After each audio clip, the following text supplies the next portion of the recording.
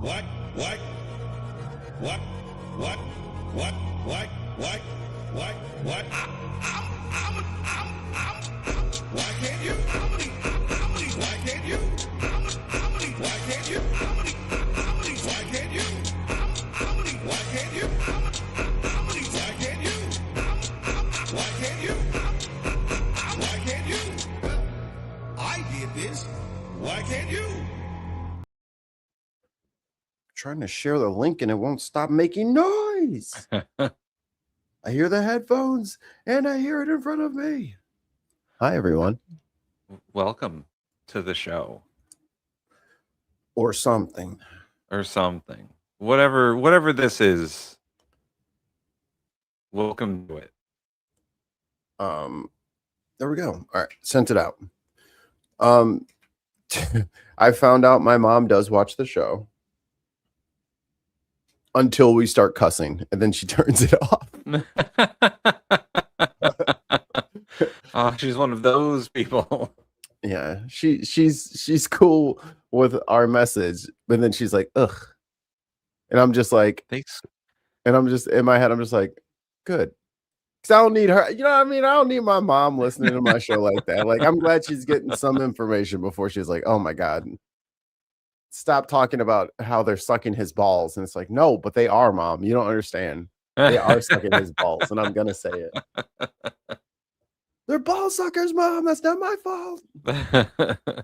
Can't be mad at me. It's not our fault. We didn't do it. Stupido. Jim Crow. Oh, shit. We're definitely going to be talking about... He had all kinds of Iranian... and other people who pathetic. They are effing pathetic. You really like those buttons. Dude, Giuliani having a fucking podcast is so hilarious to me. It's so funny. It's just frustrating. Like, speaking of which, we need you guys to comment, like, and subscribe right now. We cannot be losing the fucking Rudy Giuliani. Yes. Not America's mayor. We are. Mikey's mom, comment, like, and subscribe. No, don't do that. They'll find you. Terrorize you. As they try to do with me. I think I'm in an argument with AI over on Facebook over an AI data center. You got into an argument with an AI about over AI. An AI data center. Yeah. Because the same person is out, or we, as they have said, we post a lot of stuff defending the encroachment of data centers into like Chicagoland suburbs. And it was like, wait, this is all this person posts? There's no one's actual profile attached to this. It's just, It would seem that the AI has become sentient and is now advocating for its own increase in power. Has it become disrespectful? Already. Damn. You got some buttons for me?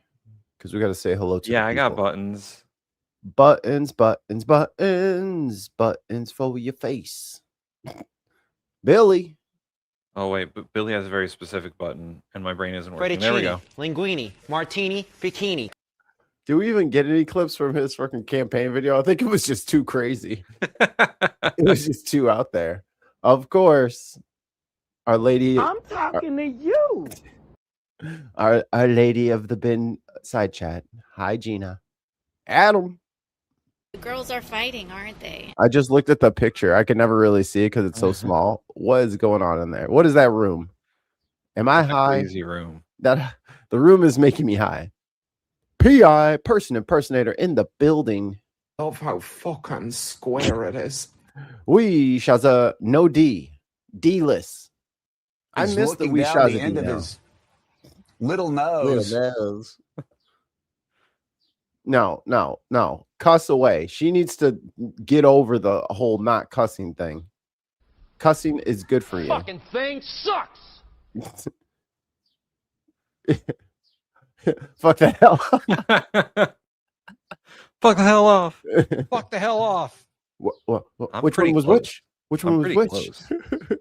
You're pretty good at doing your voice.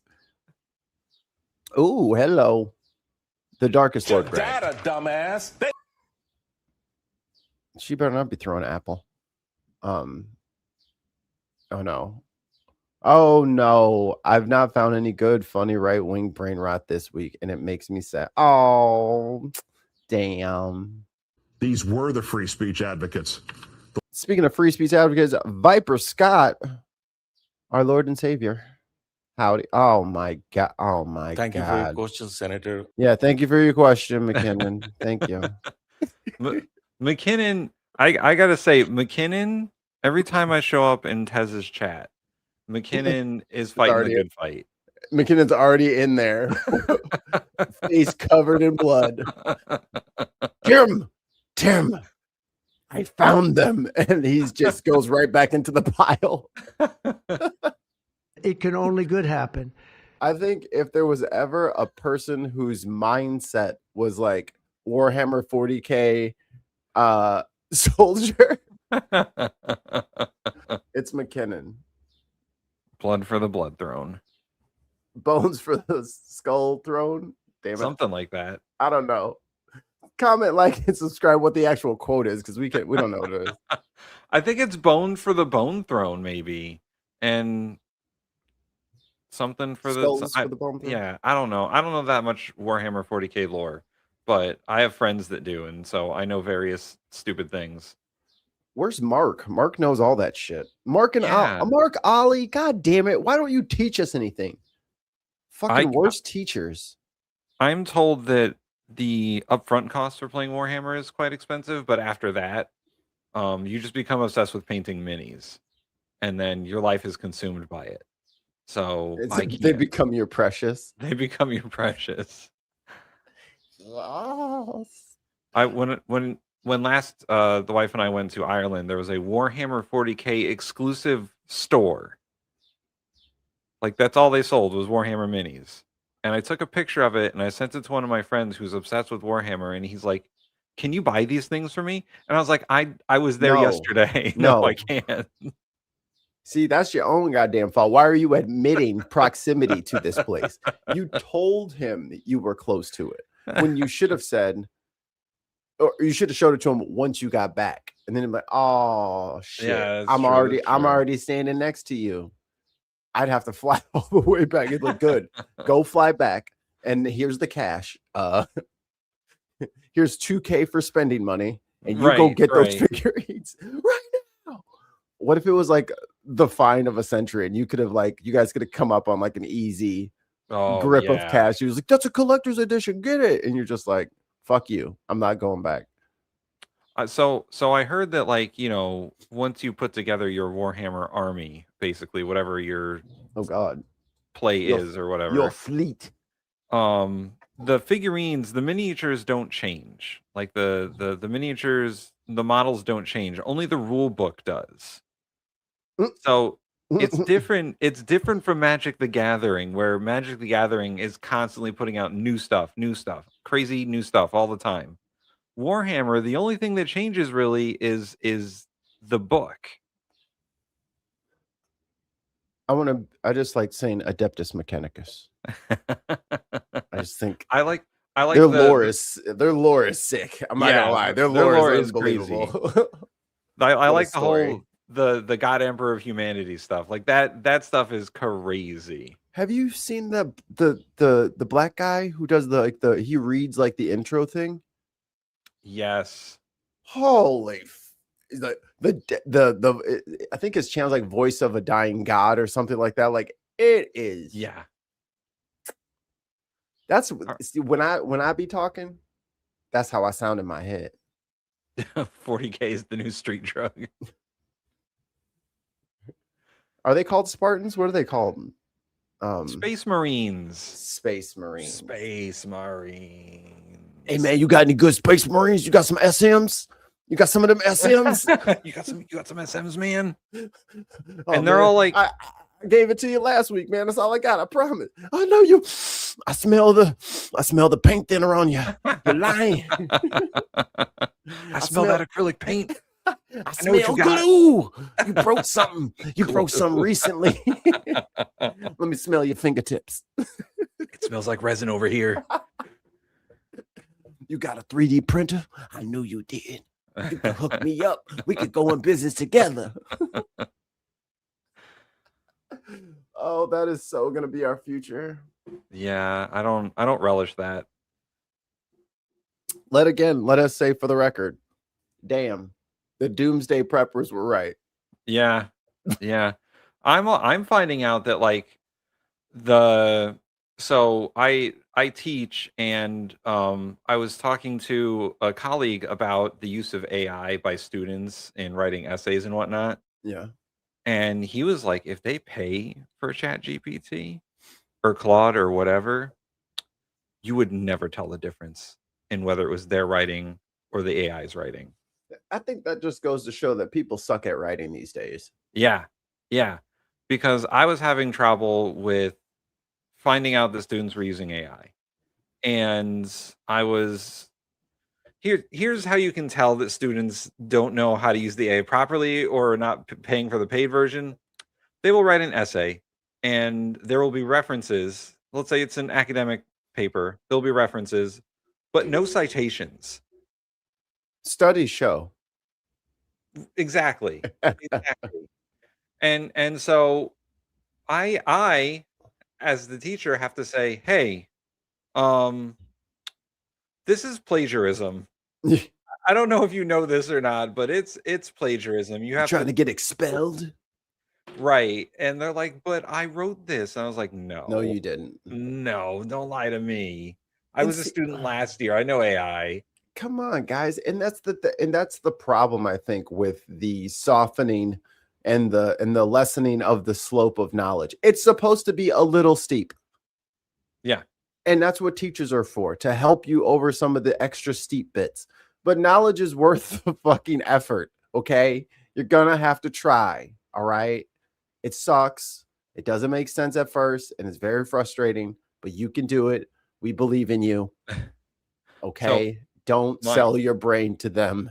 Yeah, don't let AI ruin your brain. But my colleague told me you have to go old school. In-person essays. Make them handwrite that shit. Man, yo, I used to smoke them essays. As a budding little Jesus. Zeus is in the chat, please. Zeus is in the chat. Jesus. As a budding author. I enjoyed writing, and especially creative writing, or tell us about a time, something you did over vacation. I'm like, oh, I only get 5 pages? Okay. I just thought you wanted to know, but you don't. This is not enough. So I talk a lot, so writing is easy. One of the essays I got was very obviously AI because it was in the AI font, and I was like, "This is like." They didn't even Times New Roman that shit after the fact. No, I was like, "This is like Copilot's font. What are you doing?" Over here in Arial. Like, come on, man. I know what this is. Fucking Comic Sans. Mons Serif 3454. You not fooling nobody. Oh, we got some urgent news in the chat.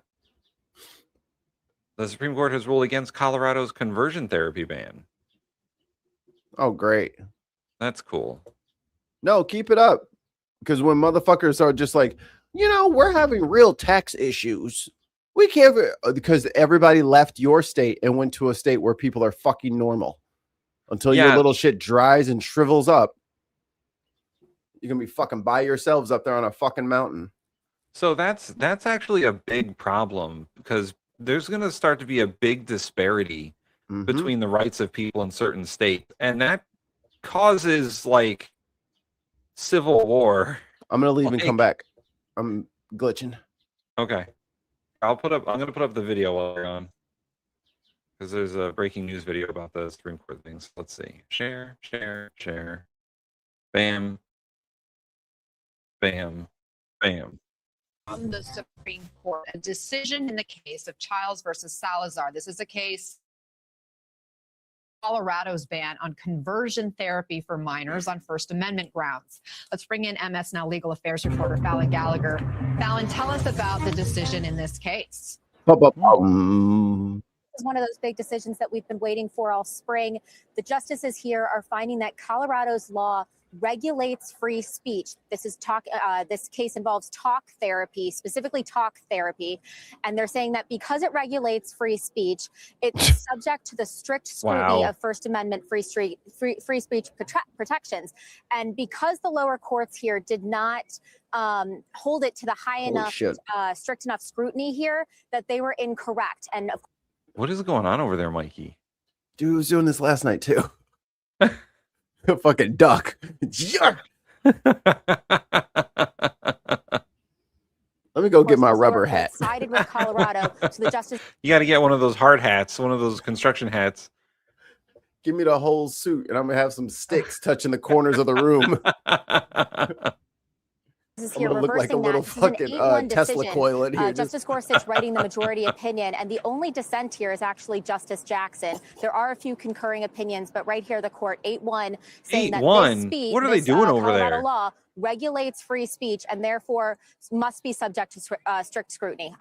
Yo, Ketanji Brown Jackson is like the Loose only, cannon. She's a loose cannon. Yeah.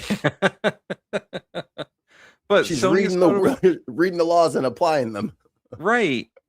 Sotomayor and Kagan aren't in on this. What's going on over there? Yo, we need to just flush the court. I'm just saying, flush it and give us a fresh 13, one for each. Except for Justice Jackson, apparently. No, she can go. I'm sorry. I can't flush them all and keep her. You know what I mean? I see. And I need to get rid of fucking baby and the bathwater is what you're saying. Look, this bathwater is corrupted, and this baby has been in it. Sometimes when things sit in corrupted water, you just have to burn them. You know what I'm saying? Fallon Gallagher will let you continue to read in. I also want to bring in MS Now's Lisa Rubin and legal analyst Catherine Christian. Lisa, an 8-1 decision really leaving no question about where the court stands here, even though lower courts had ruled for the state, for Colorado in this case. This is the problem. What's your with reaction to this decision? You know, I think for anyone who's shocked by these cases get ruled against several times, and the Supreme Court's like, oh no, all those lower courts, they were wrong. Yeah, that's annoying. Because we're looking at it from a different legal perspective than they were looking at it at. Like they said, oh, because it violates the First Amendment. Well, was it a First Amendment case? Was it a free speech case? Well, no, but they talked. Exactly. Like, fuck off, dude. No, this is not them saying I would like to mandate a certain curriculum or something like that. It's not that kind of speech where it's like intellectual property or something like that, or a protected opinion, and then the government shouldn't step on it. That's not what's happening. Chrissy says in the chat, what about the child's First Amendment rights for being who they are? What about the child's right not to be subjected to emotional and potential physical abuse? If I say something about churches, then everybody gets in their fucking, everybody gets in their fucking feelings. but telling a 10-year-old that they're gonna burn in hell for 1,000 years because they got a boner seems like also abuse, and we let that go on forever. Yeah, I mean, these conversion therapy programs are not good. That's why they're banned, and they don't work. They don't. You just end up turning that person into a fucking psychopath because you've corrupted their brain. I mean, I'll say some shit about churches because I don't really care what people think. This is like Christians trying to fucking regulate everyone. And it's time for Christians to fucking get over themselves. I wish the Christians would just get the Christians under control. Yeah. The prisons are filled with Christians. Fix your own house. Make it make sense. Right. Fix your own house first. They got plenty of projects that are half done. You can take care of that. This is once again, and I've learned a lot of terms in the last couple of months related to sociology, but this is once again Christian ethnocentrism, where they're trying to view everyone's culture based on their own. Well, And yeah. that's just not how it works, guys. Not Look. everyone is going to believe the things that you believe. Tim, we're going to be the greater states of Israel pretty soon. So having an ethno state is totally like, that's what this is all about. This is setting up a new ethno state. Get on fucking board. Go get your fucking, what's her? I always fucking want to call her Kellyanne Conway because I'm an old man. KK Caroline Levitt. Go get a cross, slap it on your fucking chest. We're going to have mass in 45 minutes and you're going to fucking participate. Oh, we're going to have a crusade. Like, I don't like. Is this the part where your mom would have stopped watching? Oh, she's long gone by now. But this is the thing, like these motherfucker, like take Hegseth, for example. He's supposed to be the fucking holy war warrior. Yeah. This motherfucker's on marriage number 75. He had to fucking settle out of court for abusing the fucking nanny. He's a drunkard. Like these are your Christian pillars that you're throwing out in front. Like you guys, you sure you want to lead with morality? Should we look through the rest of the fucking cabinet and see how many fucking commandments how many times would they get smoten if you guys actually got what you wanted? The whole reason Trump got impeached was hiding money from paying off, paying for sex while his wife was recovering in the hospital. Yeah, man. With campaign funds. The only reason he got in trouble was because it was campaign funds. Here's how you know Trump doesn't care about any of this Christianity stuff. He's got one of his wives buried at a golf course for a tax write-off. Not because he cares, not because he particularly liked that wife or whatever, for a tax write-off.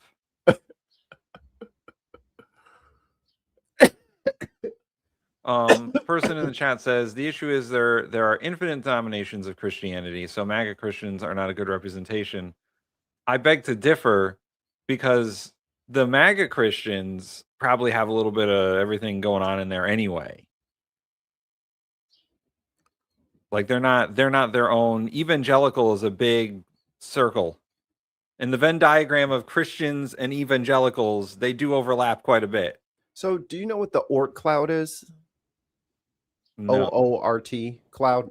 The Oort cloud is past the orbit of Pluto, and it's like a bunch of like pretty much comets and like rocky, icy rocks and stuff like that. And it goes like around our solar system, I think up to like a light year. It's like a haze of just little like, you know, couple of blocks big, you know, right, but you know, right. little chunks and bullshit out there. I think that's because like that's evangelical. Like you got, yeah, we already know about like the asteroid belt and stuff like that. We know about how the planets have their systems and their moons, but then there's just like this other shit. It's like loosely tied to the gravity of the sun. It's loosely, I mean, sometimes you get stuff that comes in or whatever, but that's their catch-all religion is just literal dustpan. Just Jesus is a guy and I like Jesus. I'm on team Jesus, team. Squad Christ. Like they're on squad Christ. So they don't, as long as they just say not everybody else, but that like there is no rules, there's no doctrine, there's no like theological philosophy, like there's no forethought. Right. It's God. You know, God. Yeah. It's not like you can say that like Lutherans or Calvinists are the only evangelicals, or even if they are. But they're not evangelicals. They're right. Lutherans. You're right. You're saying there's a big just the cultural disorganized Christians. Group. Yes. That are Christian and consider themselves evangelical, regardless of the church they belong to. And most of them don't go to church. Well, yeah. I mean, they just kind of hear Christian shit on Facebook, and then they just, you know, mass share it.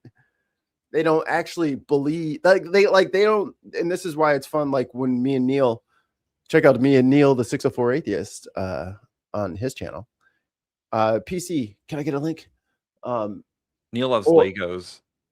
Oh Lord, here we go. Here comes the troll spam, the DI. But people will call in as Christians. They have no idea what their religion actually stands for, says, the history of it, how the Bible that they read every day got to them. Like you bring up the Council of Nicaea and they just look at you like you got 36 heads, and it's like they don't know their religion. Yeah. So they're Christian, but just because they probably don't know they don't know anything else. They're not like good people. Like they don't just like not sin. Oh, they sin all the fucking time. Well, someone was mentioning, I think Adam was mentioning the televangelists. Mm-hmm. Those people, I mean, that's a whole different crazy. The prosperity gospel is its own fucking brand of crazy. Those guys are snake oil salesmen. Yeah. Oh. For sure. And they'll probably know like 5 or 6 different religions because it becomes a precious. They'll probably have read more of the Bible. Yeah. And that's what I didn't get. Like coming up from St. Louis and stuff like that into Chicagoland, I was like, oh, these guys are Christian like I'm Christian. I was like, oh, y'all just be doing whatever y'all want.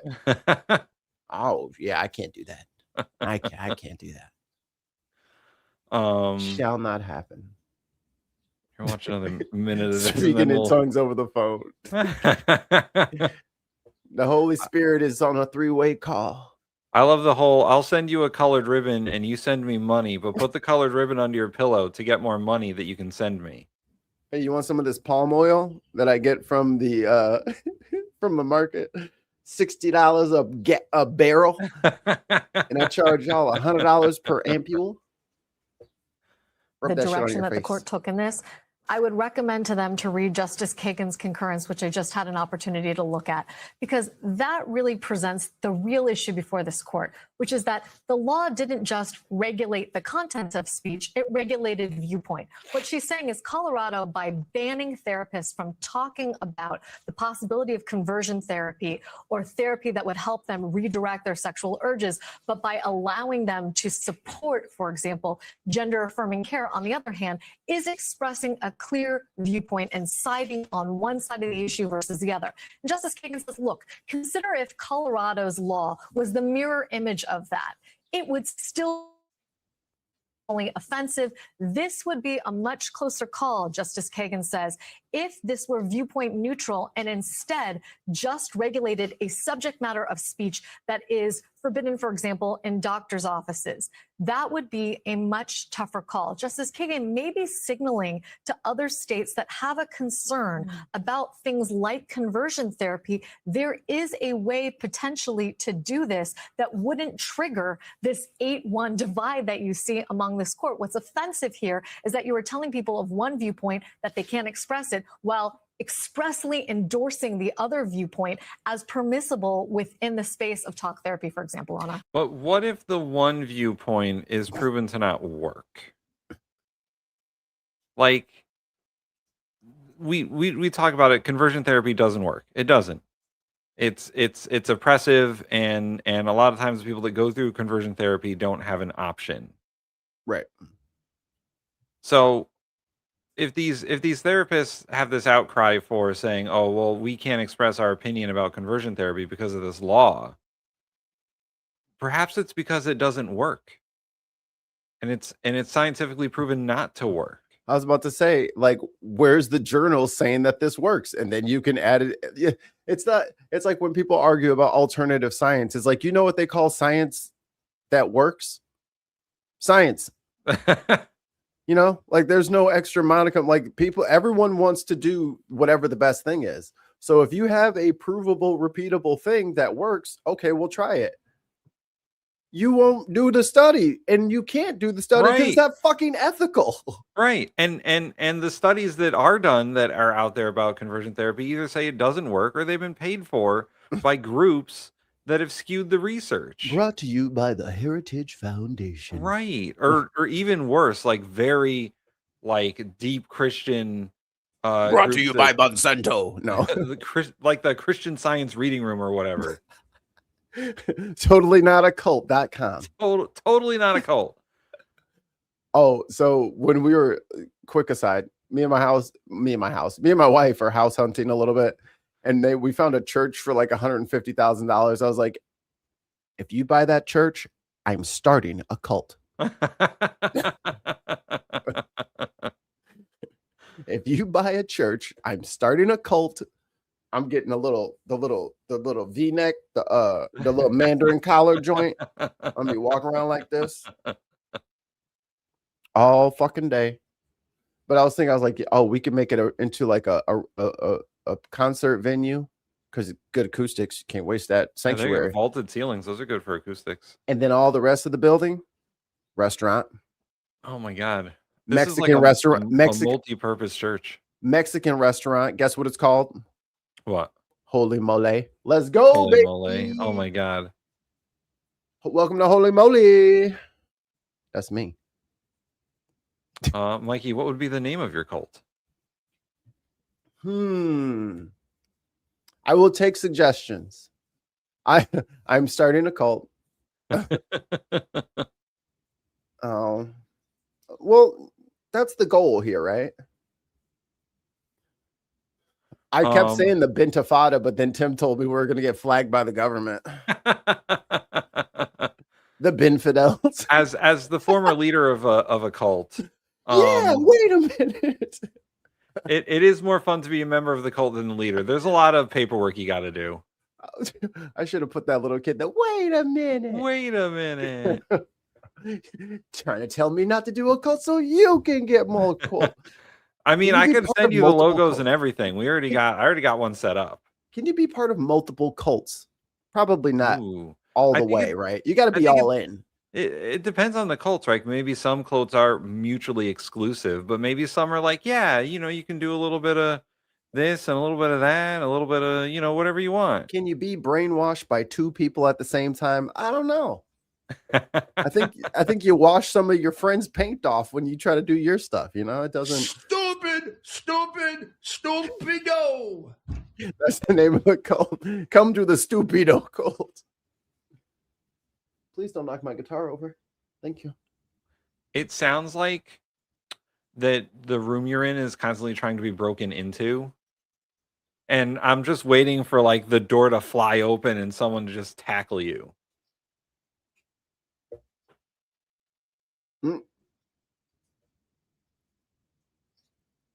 Yes. And from the viewpoint of like how psychologists get trained and therapists get trained, like, isn't that bad? Isn't that wrong? Like, I'm sure there's TheBinPodcast at gmail.com. Thank you. A salsa dog. Salsa dog sounds interesting. I'd eat a salsa dog.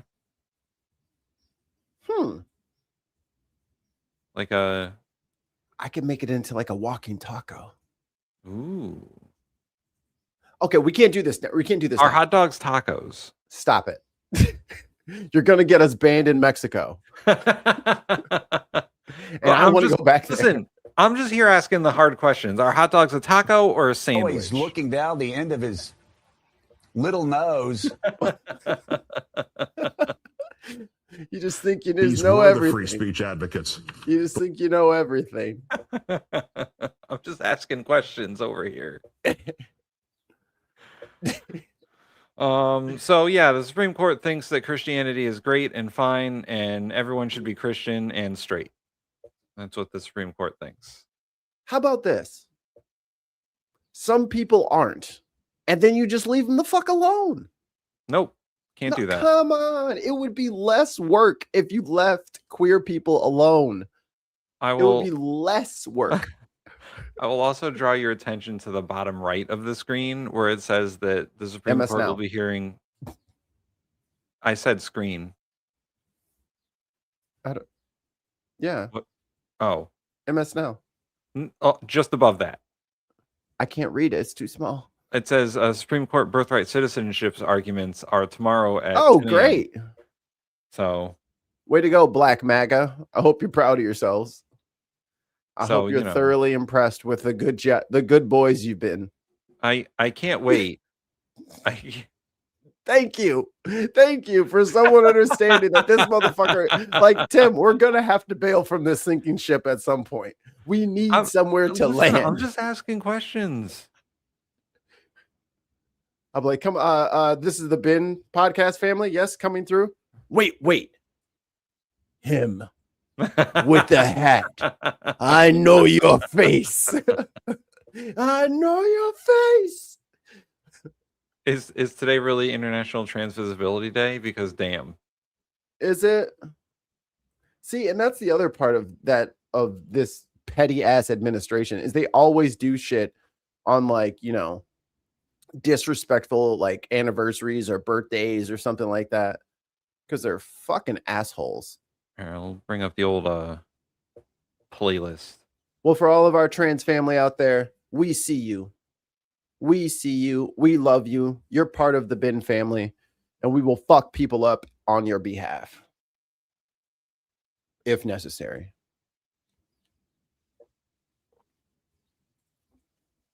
What you finding over there? I was going into the playlist. Oh, okay. KTLA 5 News at 5 Los Angeles. You're muted. You muted the thing. I know. Oh. Okay. I was doing the news voiceover guy. Yes, you were. Boring. You know what, Mike? You need to yes and better. You need to yes and better. Good at that. I'm very good at that. I can globetrotter with you. You know, throw the ball, kick it off the elbow, bounce it off your nose, off a little kid's face in the front row, just boom, and then bounces hits him, and he just spins the ball around again. Oh boy, just taking him out. Anyway, you picked this one, so something about a sheriff. There's a new sheriff in town. Now at 5:30, Republican candidate for governor, Riverside County Sheriff Chad Bianco seizes more voter ballots from last November's election. Good evening. Oh, hey, it's election meddling. Okay, fine. I'm just going to hold these. These are mine now. I'm just going to take these because, you know, I'm trained in being able to know whether or not there's fraud in an election. So I'll just grab them because I'm a sheriff. This is why sheriffs shouldn't fucking exist anymore. By the way, they are not police departments.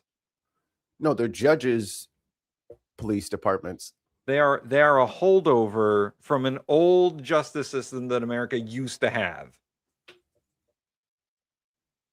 They need to not do this bullshit anymore with sheriffs. They need to go away. Because aren't sheriffs like elected and shit? Yes, you vote for sheriff. Yeah, that's fucked up, man. You don't have criminal justice training and you're fucking running for sheriff? Typically people are already cops already, and then they like they get like a law degree or something like that. Right, but and then that's the ideal candidate is like a 10-year veteran cop who then goes to law school and then now he wants to run for sheriff. That would be the ideal candidate, but you can guess that's probably not what happens every time. Yeah. There's a huge difference between a sheriff and a police chief. Yep.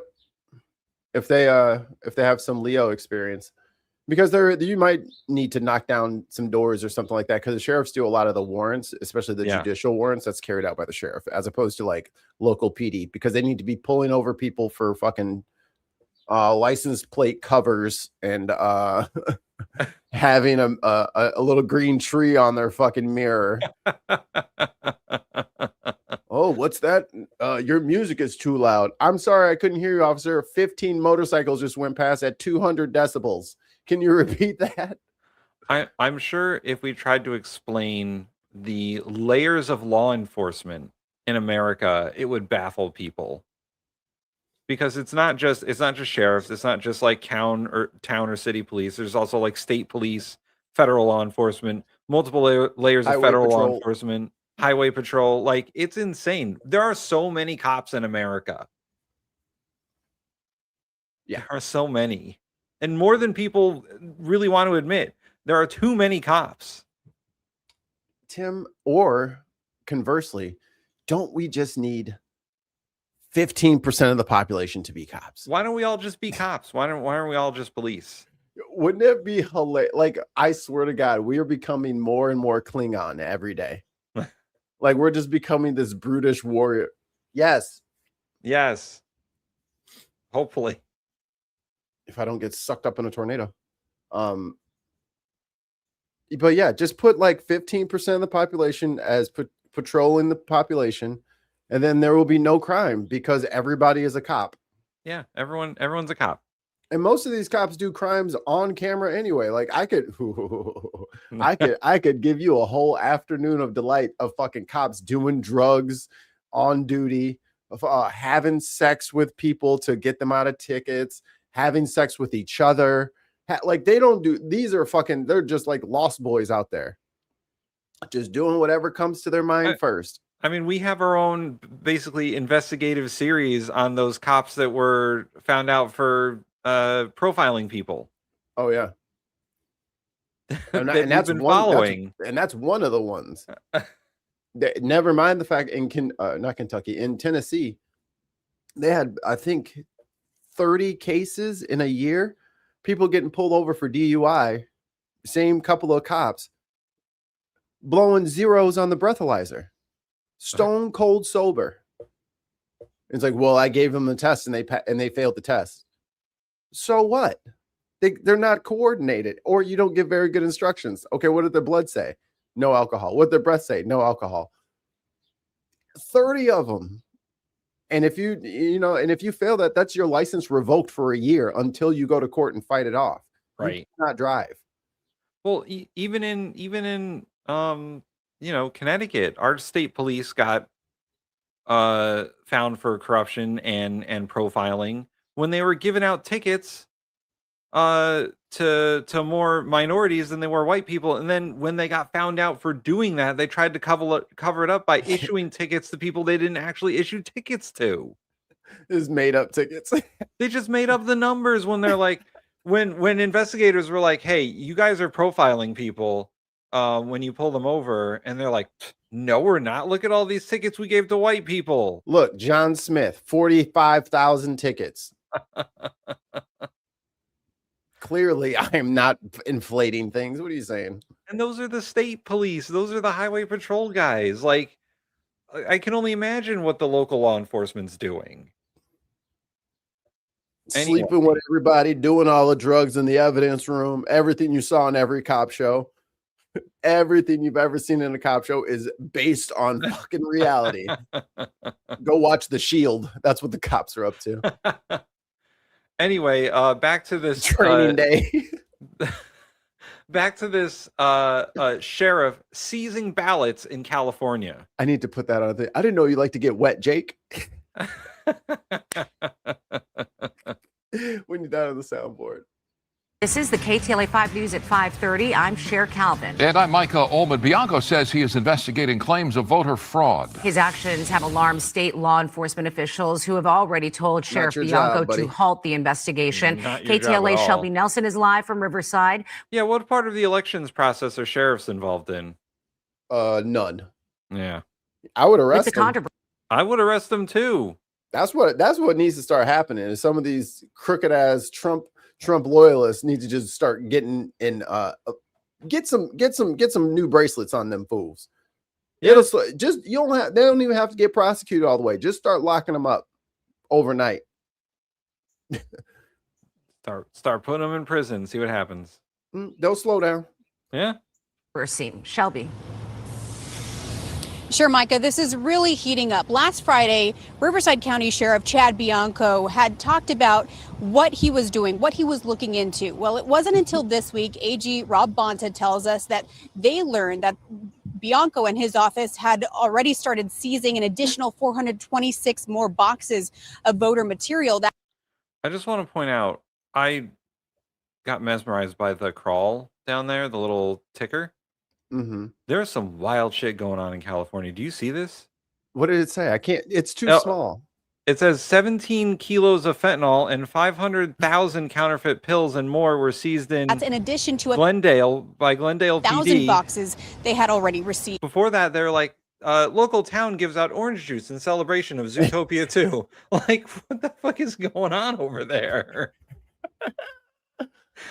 That is a hard swing for the news. Those tickers have wild shit down on them all the time. You're not supposed to read them. Law enforcement should not be involved in overseeing elections. Here we go. Hospital needs help identifying patient found on Long Beach. Oh my God, sidewalk. Tim, you have to. I'll go back. Of voter material. That's in addition to 1,000 boxes they had already received.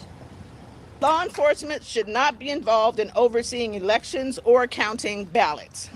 That is not their role. In the latest pushback to Riverside County Sheriff Chad Bianco's claims of potential election fraud, claims that are so far unsubstantiated, local leaders of the Inland Empire are calling on his department to return more than 650,000 ballots they seized last month. The move coming one day after UCLA's Voting Rights Project filed a petition with the California Supreme Court to have Bianco return the ballots. This is a campaign stunt. This is political theater. He needs to save this for his time off and actually work in his capacity as sheriff. Bianco, a leading Republican candidate in the governor's race, saying last Friday during a news conference that he was tipped off to be governor. Look at this fucking guy. He's a caricature. I can't say that word right now. Caricature? There you go. Caricature. Like, he's running for, obviously it's a primary for governor right now, right? Mm-hmm. He ain't gonna make it. He's gonna be in jail. He's gonna be in jail just for seasoned ballots. You broke custody? Oh, okay. Good luck with your qualified immunity. I didn't know that it was illegal for me to abuse my office to do things. Dude, you're actually gonna vote for Newsom. I He's don't live talking in about this California. guy. Oh, they're just talking about us. We don't live in California. I don't really give a shit about Gavin Newsom.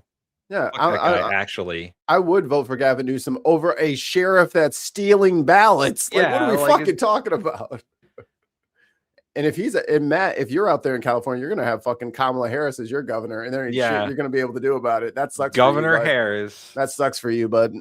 I mean, that sucks for you. She's gonna have the same exact policies that Gavin Newsom does, and nothing's gonna change. Nothing's gonna change. Welcome to the Democratic treadmill.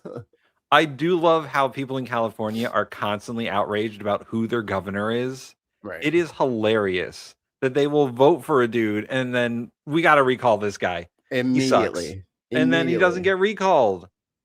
He's in the. That's because their Democrats are in the center. That's why they win everything, and that's why they can't be up. Like they piss off both sides so much that they can't actually get pushed out. Here we go. Here we go. He lives in Florida. Your governor has to wear platform shoes. And your governor looks like Shemp. You'll never be able to unsee it now. That motherfucker is young Shemp. Shemp Howard. Whoop, whoop, whoop, whoop, whoop, whoop, whoop, whoop. Yeah, sure you are. Sure. Yeah, no, I've been to Florida. Some wild shit out there. Yeah, there's totally not like an economic crisis happening in Florida right now. You're totally not simping because the 3 or 4 of your major industries have been ruined by this administration. Matt, I can't wait for your state to go blue in the midterms. That's going to be hilarious. Maybe they'll actually do something over there. Large voter discrepancy in last November's special election involving Prop 50. According to court documents, the local election watchdog group Riverside Integrity Election Team conducted an audit in which it says it found more than 4. I need some chair Tai Chi right now, man. Yeah, My something back just is cracked. killing me. It's killing me. I just popped something doing that as a joke. I spent the whole weekend fucking crouched over washing dishes, and my back hurts. Okay. Yeah, no, I get it. Florida doesn't have an income tax. Understood. Right. That's going to have other 45,000 results. votes tallied versus the No, amount FEMA's of gone, ballots right? cast. As a result of this investigation, the Riverside County Sheriff's Office served the Registrar of Voters with a warrant approved and signed by a judge for election materials related to the 2025 special election. Our investigation will determine the validity of that alleged discrepancy, and if found true, we will determine the cause. Meantime, county election That's your officials job. did not report issues after the election and claimed the citizens group did not have complete vote count information. AG Bonta making several attempts to halt the investigation, saying no evidence has been presented to prove voter fraud and no precedent for law enforcement to investigate it. Bianco firing back, saying the count would restart under the supervision of the court. Experts believe the sheriff was strategic in his will to investigate just months before the primary election. Well, it's important to remember the sheriff is running for governor. And Riverside County does not have a great deal of visibility in California. This is exactly the kind of activity that would appeal to Trump voters. Thursday, the Attorney General's office filed for emergency relief from the court to pause the investigation and for the sheriff to comply. In response to sending many questions to Bianco, he wrote back, "They aren't leaders. They are political puppets playing a role. A judge signed the warrant and said it was legal. I don't care what ill-informed and ignorant politicians claim."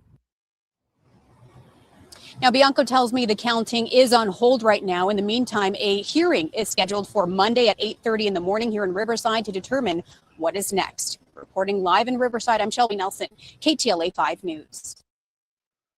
So yeah, out there in California, they got sheriff's season ballots for election stunts for no real reason. Oh boy.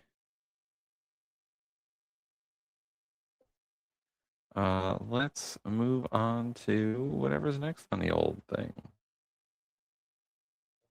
The annual conservative political conference known as CPAC is currently underway in Texas, and it's going to be rocking all weekend long, everyone. Get excited. Now, if you're not familiar with CPAC, it is one of the largest and most influential right-wing conferences in the country, and it's typically a pretty good indicator of the current direction of the Republican Party and the broader American conservative movement. Yeah, the national average is $3.99 for gasoline at the moment. Not great.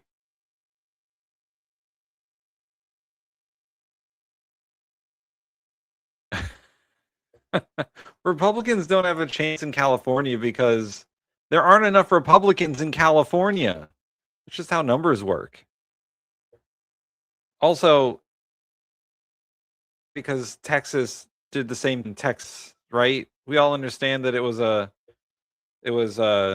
political stunt because of a political stunt because of another political stunt, right? That all happened because Trump was like, we need more Republican seats in Texas.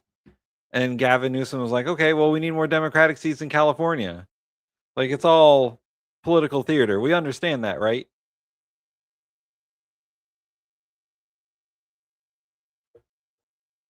Movement in the moment, which means that these days it's basically a 4-day-long MAGA rager filled with long-winded dear leader-like speeches praising Donald Trump and discussions about the right's latest culture war issues and targets.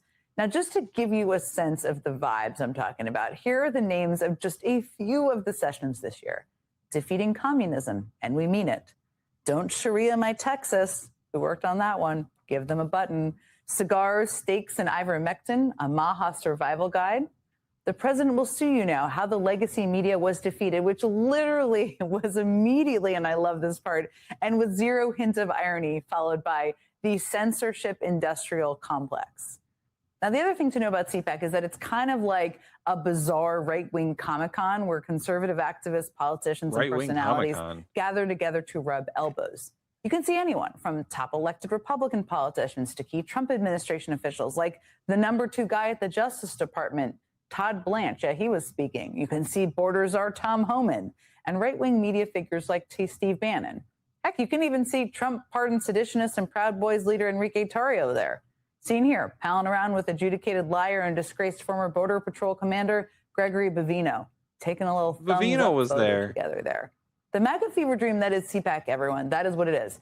But I have to say, things do feel a little different this year. Part of that is probably because Donald Trump himself, who hasn't missed CPAC in a decade, isn't planning on attending. He's going to be hunkered down at Mar-a-Lago this weekend instead, which is a little surprising given his CPAC attendance record.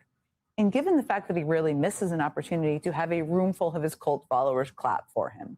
According to MS Now reporter Rosa Flores, Trump's absence is part of the reason why the halls have been emptier. But even setting aside the fact that Trump's not planning on going, the CPAC crowd has been a little, well, off this year. I mean, take a look at what I mean. Come on, be happy. Be happy, CPAC. Be happy. I know we kept They're you not up late. happy. How many of you would like to see impeachment hearings? Yeah. No, that was the wrong answer. Oh. Let's try it again. How many of you would like to see impeachment hearings? Boo. No. Can someone bring some coffee out for the people of CPAC? He's dying out there. He's dying out there. That's rough. That was, yo, you want to talk about bombing? Holy shit. I mean, he came out and it was kind of rough. No one cheered. This is what you call an anti-pop. Come on, be happy. Be happy, CPAC. I know we kept you up late. How many of you would like to see impeachment hearings? No. That was the wrong answer. Let's try it again. How many of you would like to see impeachment hearings? No. There's still some woos in there too. That's my favorite part. There's still people like, woo, impeachment hearings. I'm still with that shit. They don't like the war in Iran. They don't. It's not like he said explicitly, I would never do that. Yeah, right. Can someone bring some coffee out for the people of CPAC? I know. We've got to keep this House majority. Oh, that's not happening. Yikes. That did not Yeah, go that's as not much happening as at all. planned. I heard there could be like a 40-seat swing. Super possible. Super possible, he said. Super possible. They got that one wrong by MAGA standards twice. Now, whether that's an under-caffeinated crowd or whatever happened to there, during this year's CPAC, MAGA world is obviously not 100% on the same page on a few issues, and probably none of them are bigger than Trump's war with Iran. Well, One short young lady Trump is voter testing told the boundaries. Washington Post, he ran on no new wars. There's a new war. He ran on making stuff affordable. Stuff's less affordable. I'm less than pleased. That voter even went as far to say, I'm considering not voting in the midterms. Hold on, pause right there. That's what's going to happen because people are not going to just flip and then they're going to vote for AOC now. You know what I mean? Like that's not what's going to happen, but they are going to not vote. They are going to stay home. And if they don't see anything else that catches their fancy, they're just going to say, fuck it. Yeah. Trump's not on the ballot. So, right. If they don't particularly like their guy, they might just stay home.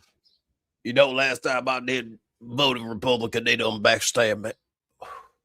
And once again, in all of the special elections since 2024, Democrats have gotten 5 new seats, and Republicans haven't gotten any.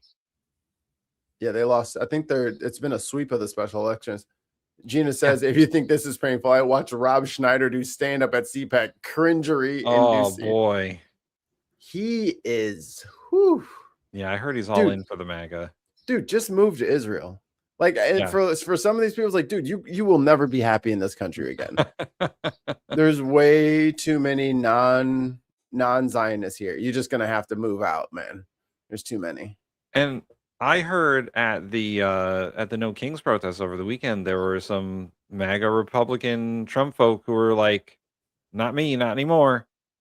Like, they're like, "Yeah, I don't like the war in Iran, and stuff costs too much, so I'm out here protesting too." So was it cheap when they had Republican governors? Yeah. Was it just when, like when it was Arnold? When Arnold was in, were the houses $50? Is that what you're trying to get us to believe? No, it's expensive because it's fucking California.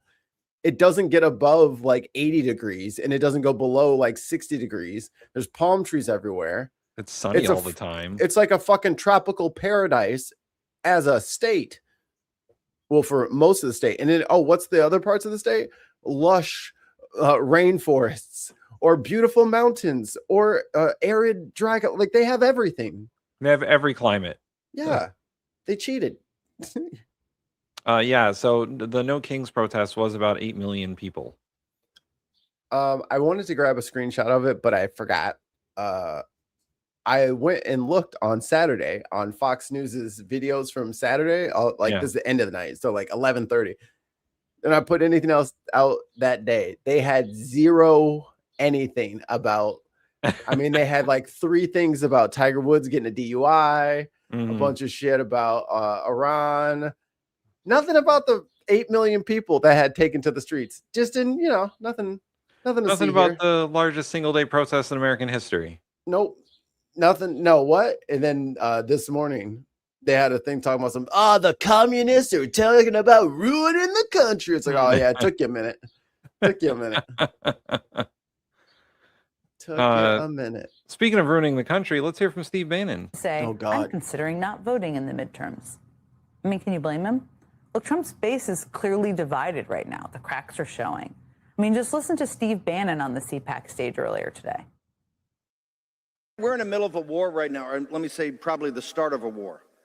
The decision in going forward is obviously the commander-in-chief's, but he's got to have, people have to have his back, and you're only going to do that with full information. You have to be convinced. All this debate goes on, and who's right, who's wrong, what's going to happen. It's a debate that has to happen. Look, Trump's base is all mixed up right now. MAGA's out of sorts, and honestly, it all seems a little low energy. But while that hot mess unfolds at CPAC across the country in cities and towns in all 50 states, the opposition to Trump and his administration is growing and getting stronger and getting more unified. Oh, of course, the 30 seconds at the end of the clip that is unnecessary. All right, Mikey, let's go up the list here. Do you want to do your NASA thing? You want to talk about your sciences? You're muted though. Let me get here. Like it popped out. There we go. YouTube tricked me. It like half popped out the video, but not all the way. Give me that shit. Give me that shit. All right, here we go. This is what your grandma's going to be dealing with. How do I know you're not some AI thing or what? Oh, I have seen this. Here, man. Here. Oh, is that? Sorry, can you hold that up? It's not AI. Can you? Yeah, absolutely. But that's like our director. Oh, I see. I thought it would be your name. No. That's our director. We have a multiple. You see all of them here. Oh, I see. So, Ronnie. But is there not some way of telling whether you're real or not? Can you hold 3 fingers in front of your face? This is Jim Browning. He has been catching scammers for the better part of a decade and documented it on I'm not AI. Wiggle the fingers. We are real. That's a new podcast name. We are real. We are real. We are human. Hold up 3 fingers in front of your face or anything. I'm not going to do that. Oh, come on. That's too much. Yeah. Oh, you don't want to do that? Well, I'll do that here. In front of your face? That's not 3 fingers, bro. What do you mean? I mean, that's too much. Come on, Ronnie. Why would it affect the AI if it was in front of your face? Well, not at all. But can you do that? It's too much to ask somebody. Now, when I heard that, I was like, oh, so we just confessed. So it wouldn't affect it at all. Well, make sure you're not AI. Is that unreasonable? I mean, can you do that in front of your face? Well, I think that's too much to ask somebody. Don't you think that? No, I don't think it is. If I'm making sure you're not AI, I think that's a reasonable thing to ask. Can you hold up 3 fingers in front of your face? Do it. Do it, coward. I think that, bitch.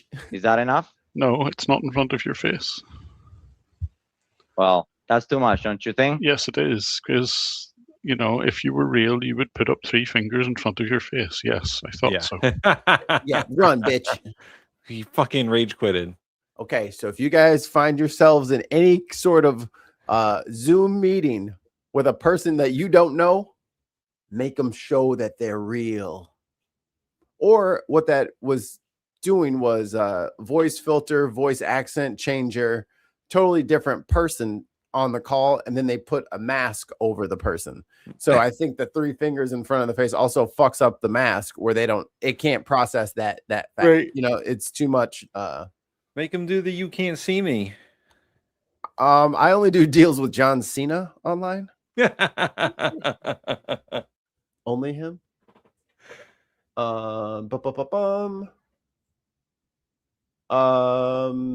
Where is it? Oh yeah, Iran. Decades old.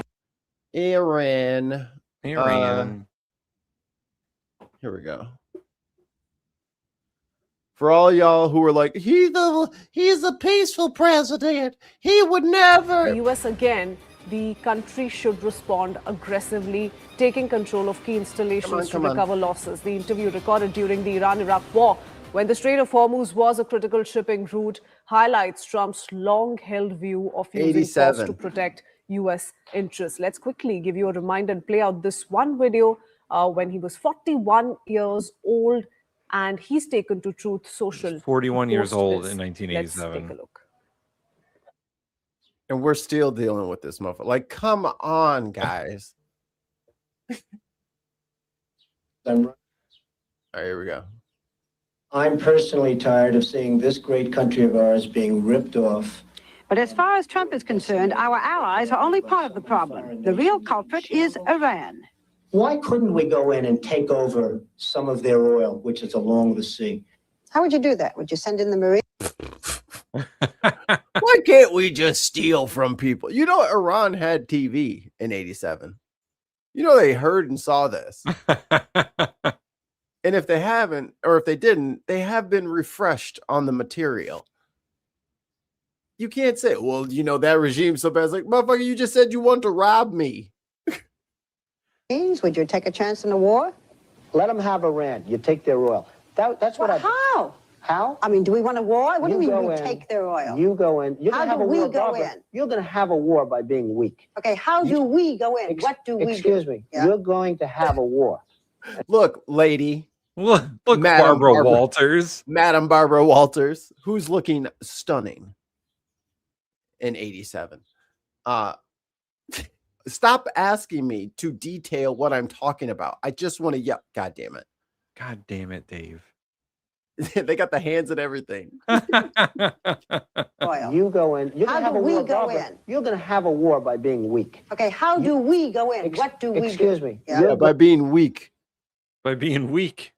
Weak by letting them keep their own natural resources. I mean, it's good to know that his vocabulary is consistent, I suppose.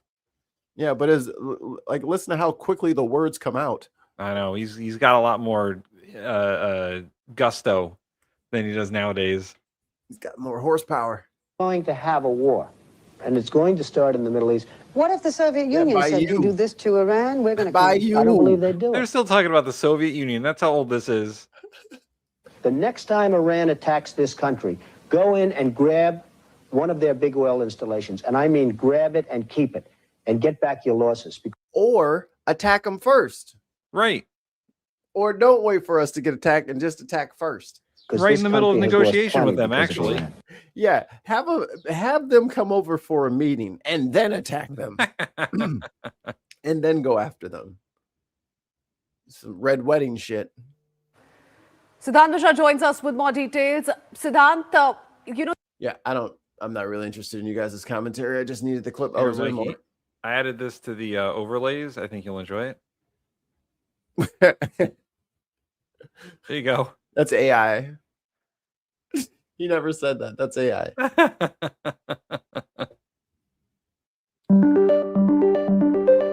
Trump tells allies to get your own oil from Strait of Hormuz or buy from U.S. Yo, he is constantly trying to fucking grift people into defending the Strait of Hormuz for him. President Donald Trump on Tuesday again criticized European allies for their refusal to assist in the Iran war, arguing they should get their own oil from the Strait of Hormuz or buy from the U.S. as global oil and fuel supplies have become strained during the conflict.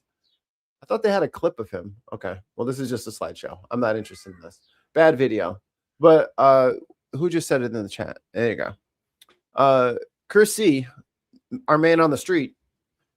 Breaking news: Trump has said in a post on Truth Social that France had been very unhelpful in not allowing USAF. Jesus, what are you doing, little girl? She's climbing. USAF to fly in French airspace, and that the United States would remember.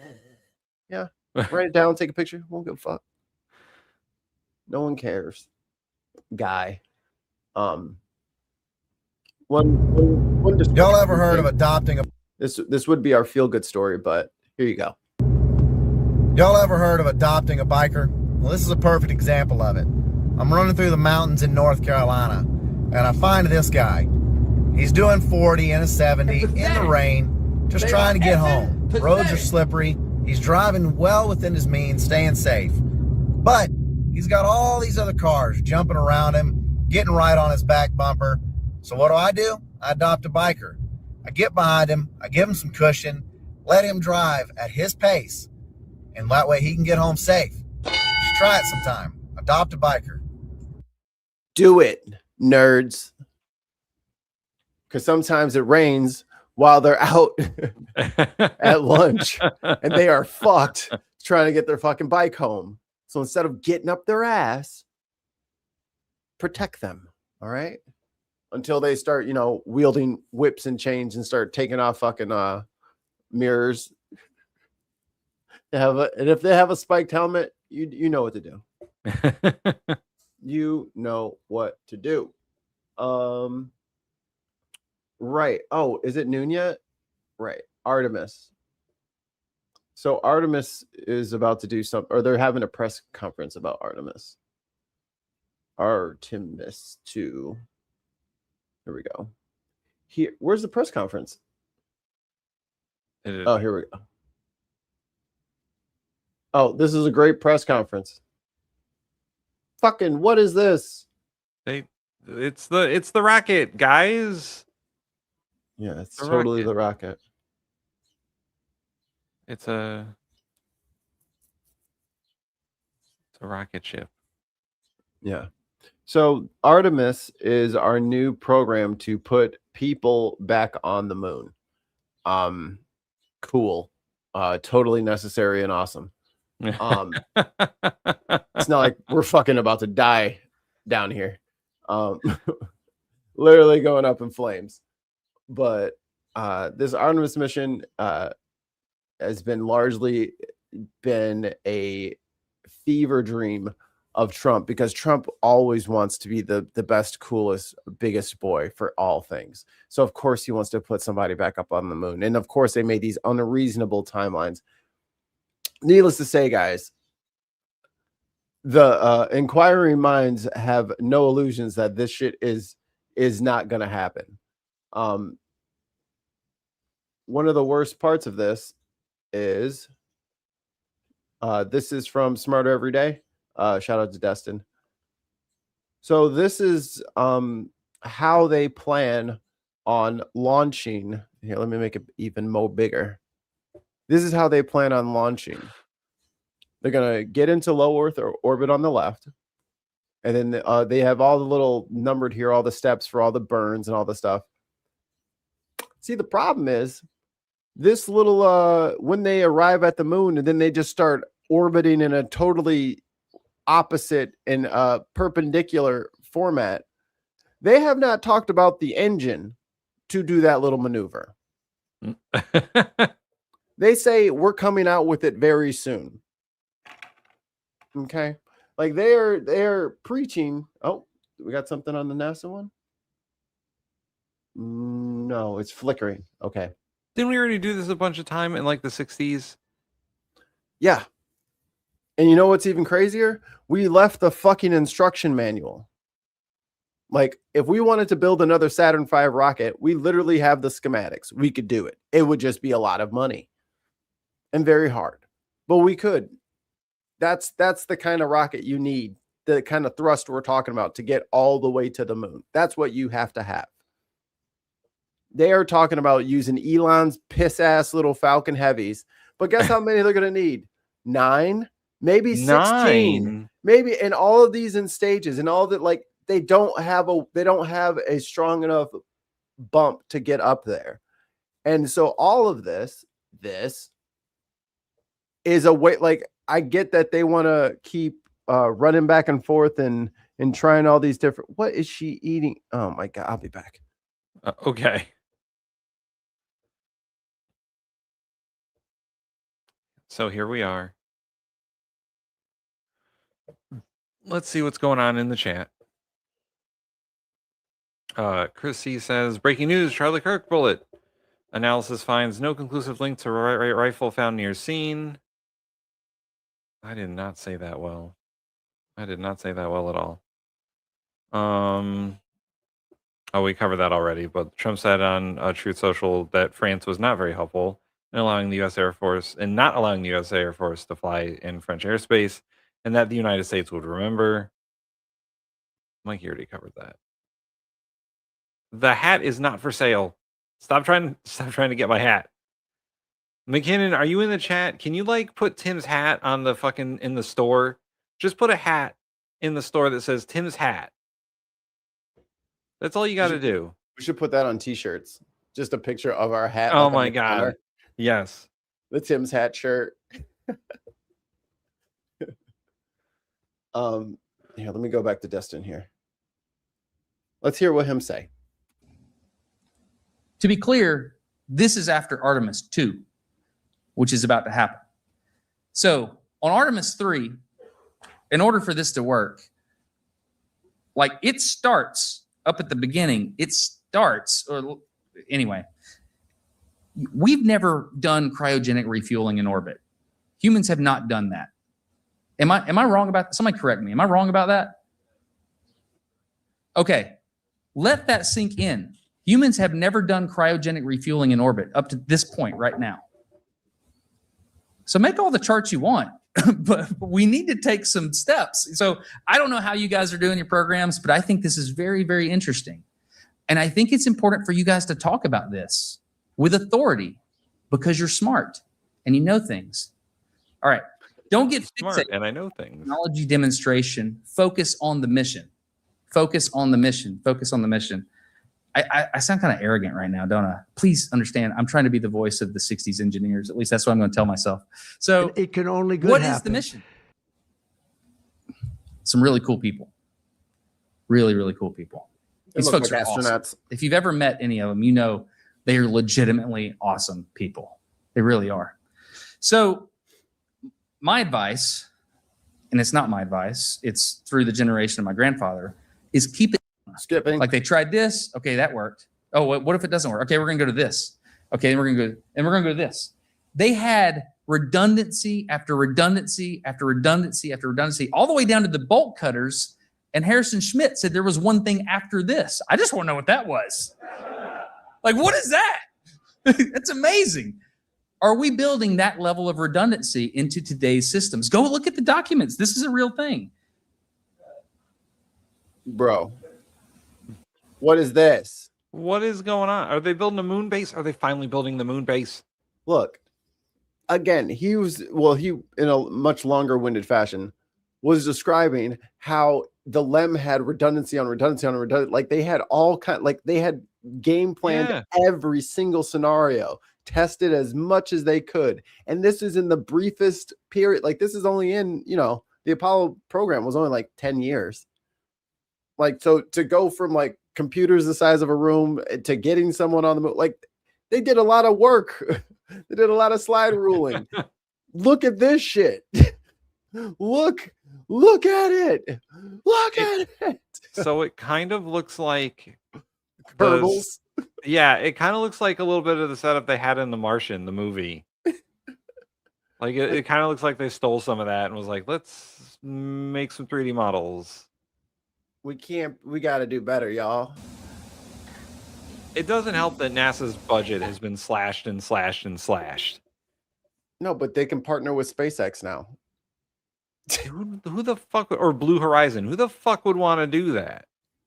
People who don't have a choice. All right, so PID control loop. Positive and negative feedback is important. As the engineers we ain't going, y'all. Oh, McKinnon is in the chat. McKinnon, hey, make a shirt that says Tim's hat, and then people can buy my hat. Got him. Got him.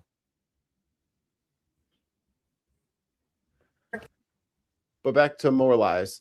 This was funny yesterday. Or were you already playing this one? I don't think I played that one. Okay. It is day 31 of the war with Iran, and here's where things stand. 32. As gas prices nationwide are set to top $4 a gallon, and as the oil supply crisis costs the country at least 10,000 jobs a month, according to one estimate. Let's just put that in perspective here. Remember when everyone was supposed to be like, all right, the big, beautiful bill's done. And this is the part where I hope MAGA and Republicans can start connecting some fucking wires in their head. Remember when they passed the big, beautiful bill and they cut all those fucking taxes for all those business owners? Right. We've been losing 10,000 jobs. I'll let her say it again. As gas prices nationwide are set to top $4 a gallon, and as the oil supply crisis costs the country at least 10,000 jobs a month, according. Cool. We were already losing a bunch of jobs a month. Sounds like they're just keeping the fucking money from the tax cuts, huh? Sounds like it's not going to trickle down to you at all. Sounds like it's gone already, bud. You fell for it. Congratulations. Here's your mandatory "Oops, I fell for it again" award. To one estimate, there are signs that a select group of insiders are reaping big rewards. As for the war itself, Donald Trump is considering. Oh, did you see that Voidzilla video about somebody shorting both times that Trump has called for peace over there? Oh, yeah. I mean, that's what the title of the episode's about. So if you want to bring that up, I couldn't find the video, but I got you. Trump has been purposefully manipulating the market. He's doing it again today because, oil prices are too high and the stock market has been really shitty. And, the headlines on CNBC right now are Dow rallies 900 points on optimism of an end to the war. But what optimism for the end of the war? What has Trump said or done? And what has Pete Hegseth said or done to insinuate that there would be any end to this war? Here we go. The price of oil would go down. The stock market would go up. And if it doesn't happen, the opposite occurs. Oil probably goes higher. Stock markets probably take a dip if it's not open. So the information of whether Iran is going to capitulate is very valuable. And this administration are the people who know it, right? And so when the president posts that he's pleased to report that the U.S. has had very productive talks with Iran, that obviously sent the stock prices going up and the price of oil coming down, just like predicted. So here is the lie that Trump keeps telling, is that we are in peace talk negotiations with Iran and they're going very well, and Iran is doing this for us and Iran is doing that for us. Pakistan set up an introductory meeting between our diplomats and their diplomats, and nobody showed up. Nobody said that they were coming. Talks are going great, Tim. Right. Pakistan is supposed to be the intermediary here, along with a host of other nations, and no one's showing up to the table. So I don't know what the fuck Trump is talking about. He's not lying. Stop saying that. He's fucking lying to you guys again. Oops, I fell for it again award. But people were quick to notice that there were some traders that seemed to get in early. Come on, man. Yeah. So look at that fucking spike, bro. And in fact, the accusation is that 15 minutes before Trump said that this was happening, people were already trading like it was happening, like he had already announced it. Early. This is the Financial Times graph, and you can see the Trump post right there. And before both of them, you can see a little spike in trading volume 15 minutes prior. 15 minutes prior, the Financial Times money is fake. Reportedly found that $580 million in oil trades shorting the oil market were placed. Gas will go below $2 in no time. For who? For who? And how much gas for that $2? And what is your definition of no time? Give me a timeline for that. I mean, are you talking about gallons, teaspoons? I mean, there's no labels. You have no metrics on any of this. Specifically, $1.5 billion worth of S&P 500 futures were bought. Again, this is only minutes before, about 15 minutes before Trump announced that there are peace talks with Iran, which potentially could settle this whole thing. And obviously the question is, was this all a coincidence? I mean, look, I think pretty clearly it's not. I have to hedge, of course, and say that we don't know who exactly placed these trades. Some guy, just some random guy. He just was feeling it that day. He was up at that time of day, and he just randomly did it. This is something that the SEC, Maybe got CFTC a text would or a have call to from a president.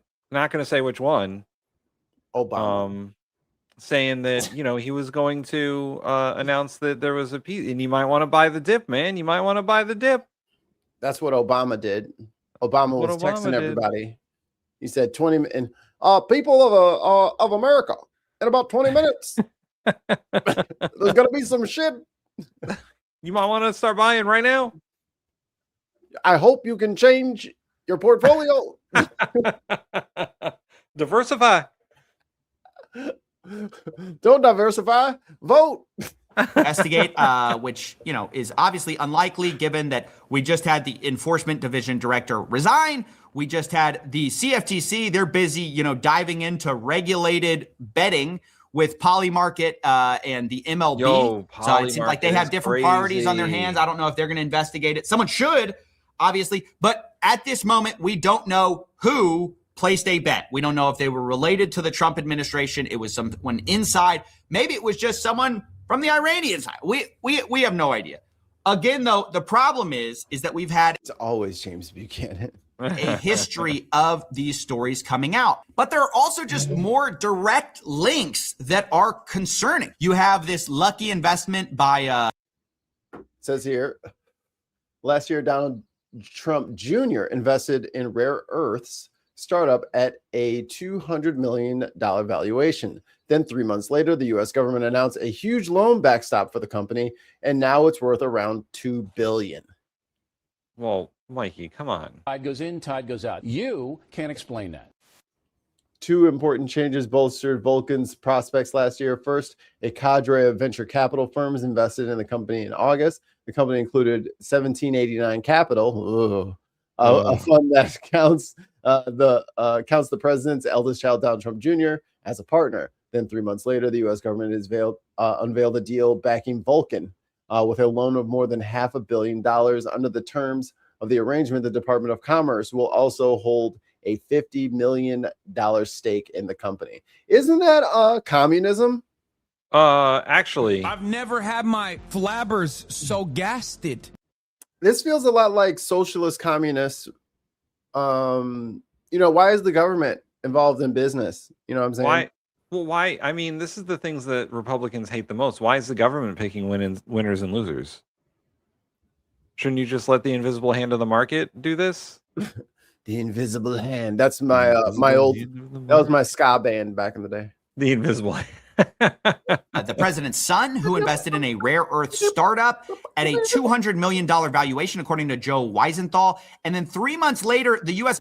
portfolio valuation goes way up. Now it's a critical part of the American portfolio. And this, of course, makes a ton of money for 1789 Capital. So when we look at these events in their totality, it's very concerning. And remember when Joe Biden did this? Yeah, totally. Joe Biden and Obama had Sasha and Malia. They had Pokemon cards that they were giving out, and they were trading them as NFTs. I remember that. One of them sold their Pokemon cards to Logan Paul. Right. I remember all of this obvious fucking theft and grifting from right wingers. I remember when everyone else did that, but everyone wants to throw fucking look, and everybody knows we don't fucking carry water for fucking Democrats. Not over here. But these guys are fucking thieves, dude. Yeah, this is a kleptocracy. They're just taking whatever they want. They're just stealing shit. Yep. Obviously screams People are benefiting from insider information. That's what it suggests to, I think anyone paying attention, the idea we need to get into that signal chat.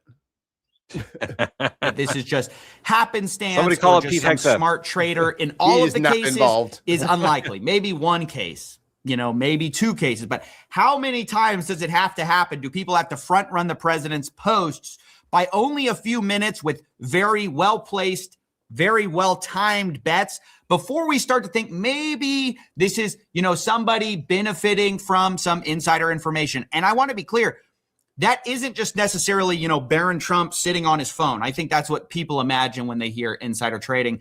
You have to understand this stuff is usually much more sophisticated than that. It can be someone calling a hedge fund friend they know and say, hey, I've got some intel. Here's what it is. And that person then goes and places a bet and makes a ton of money. And then they, pay a kickback. I mean, can we just have anything normal anymore?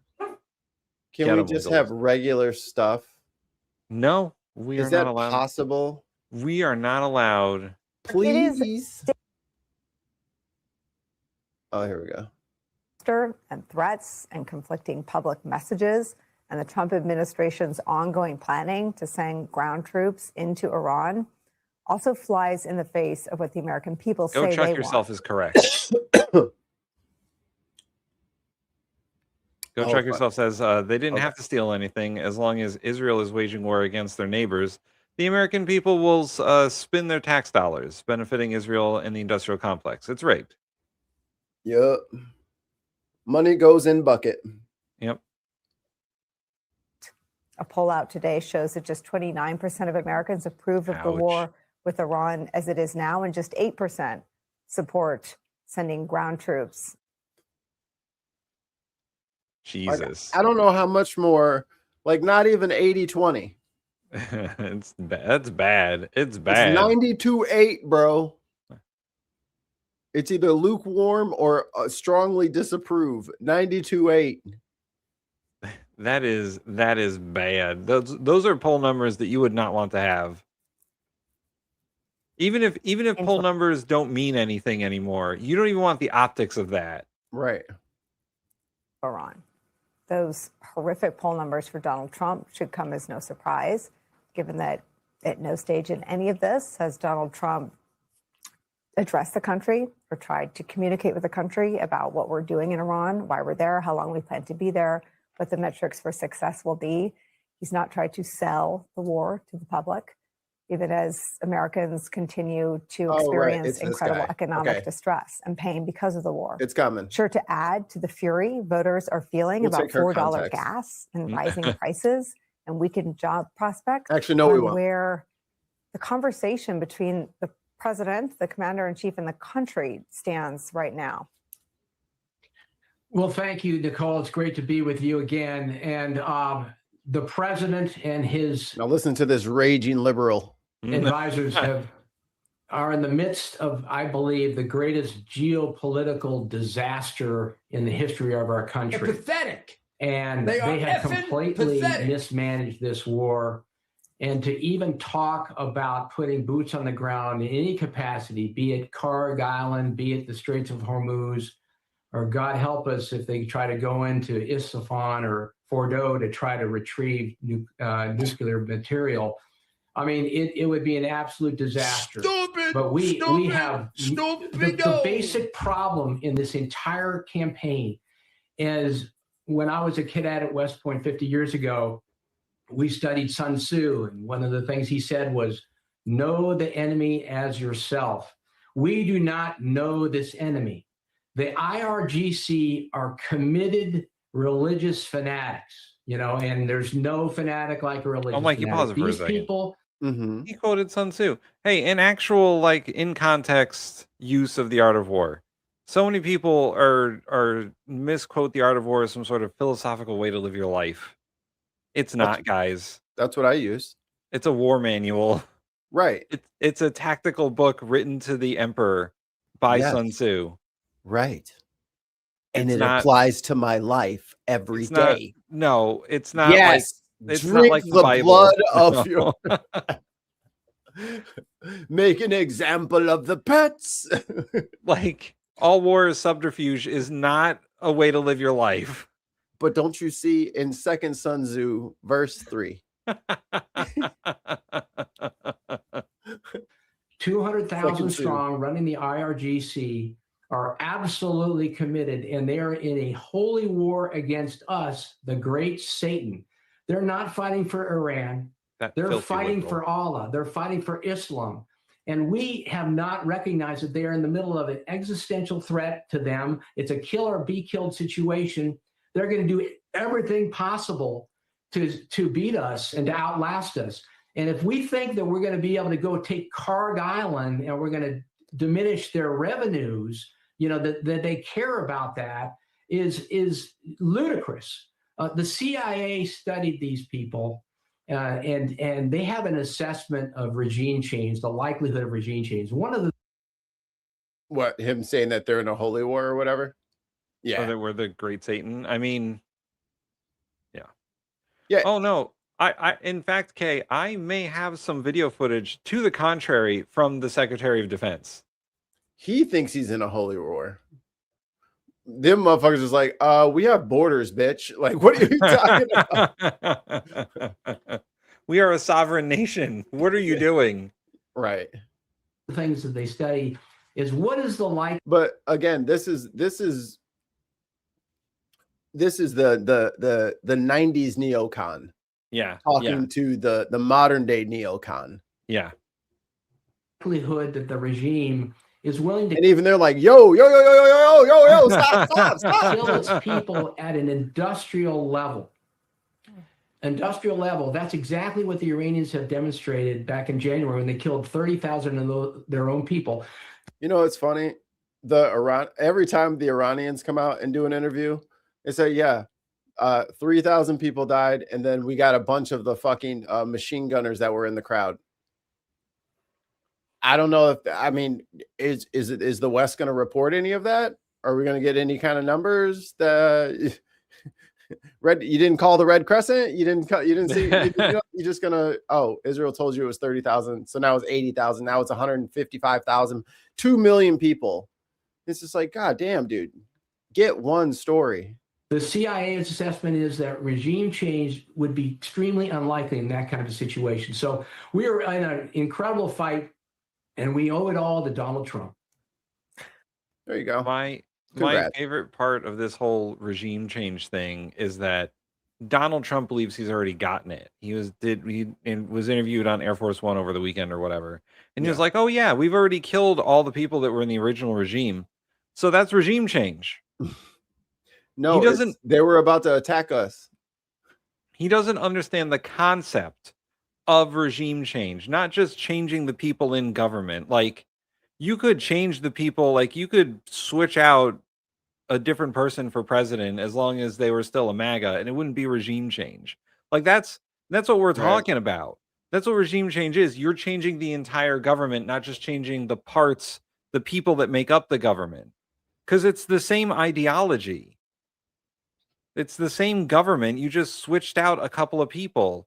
And it's the same thing with Venezuela. When he arrested Maduro and abducted him, they're like, oh, the Maduro government's gone. His vice president's in charge. The entire government's still there. She may or may not have revealed some of that information for her own benefit. Right, exactly. Someone may or may not have betrayed Maduro because they wanted power. Like, possibly. So yeah, speaking of people who think they're in a holy war, Secretary of Defense Pete Hegseth. Bruh of war.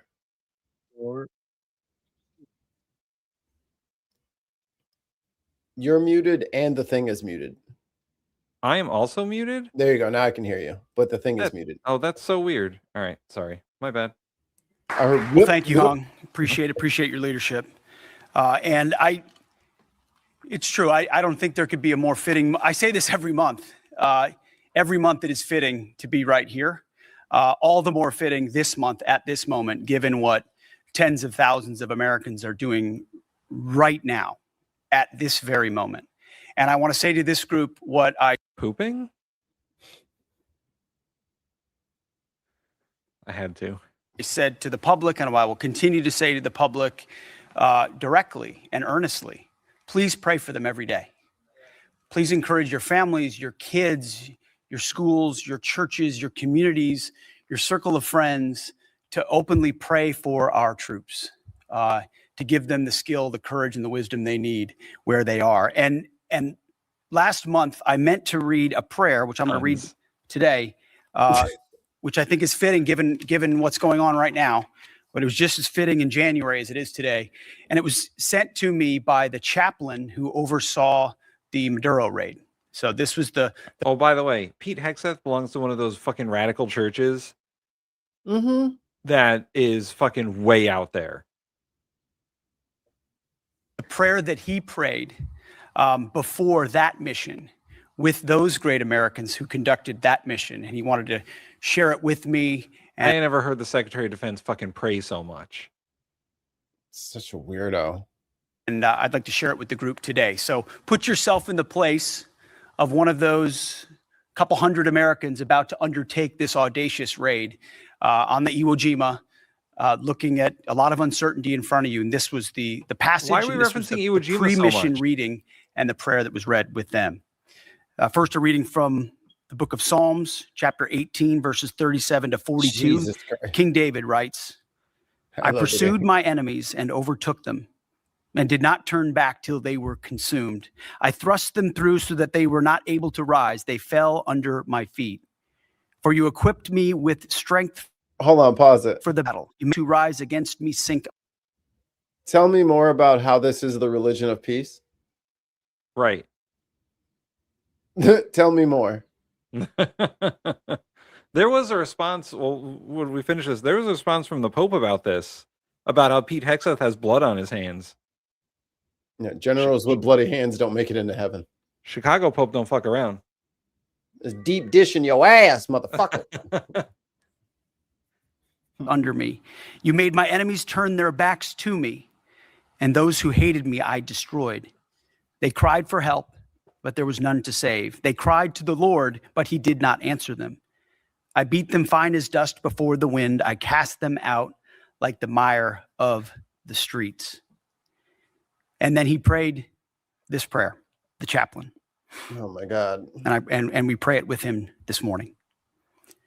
Almighty God, who trains our hands for war and our fingers for battle, you who stirred the This is nations sick from the shit. north against Babylon of old, making her land a desolation where none dwell. Behold now the wicked who rise against your justice and the peace of the righteous. Snap the rod of the oppressor, frustrate the wicked plans, and break the teeth of the ungodly. But you are the oppressor. By the blast of your anger, Right, let the you're evil the one perish. doing the oppressing. Let their bulls go down to slaughter, for their day has come, the time of their punishment. Pour out your wrath upon those who plot vain things. How is, Mikey, you're right. How is this the religion of peace?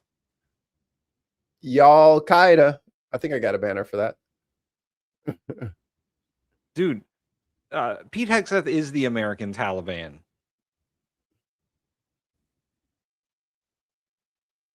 Yeah, Al Qaeda. Yeah, Al Qaeda. That's what they are. They are terrorists. They want to attack everyone, and no one's gonna stop them now. Exactly. Why is the Secretary of Defense giving a fucking sermon? That's not his role. This is violating several amendments right now. He's doing it right now. No, the problem is the blacks are not shaving.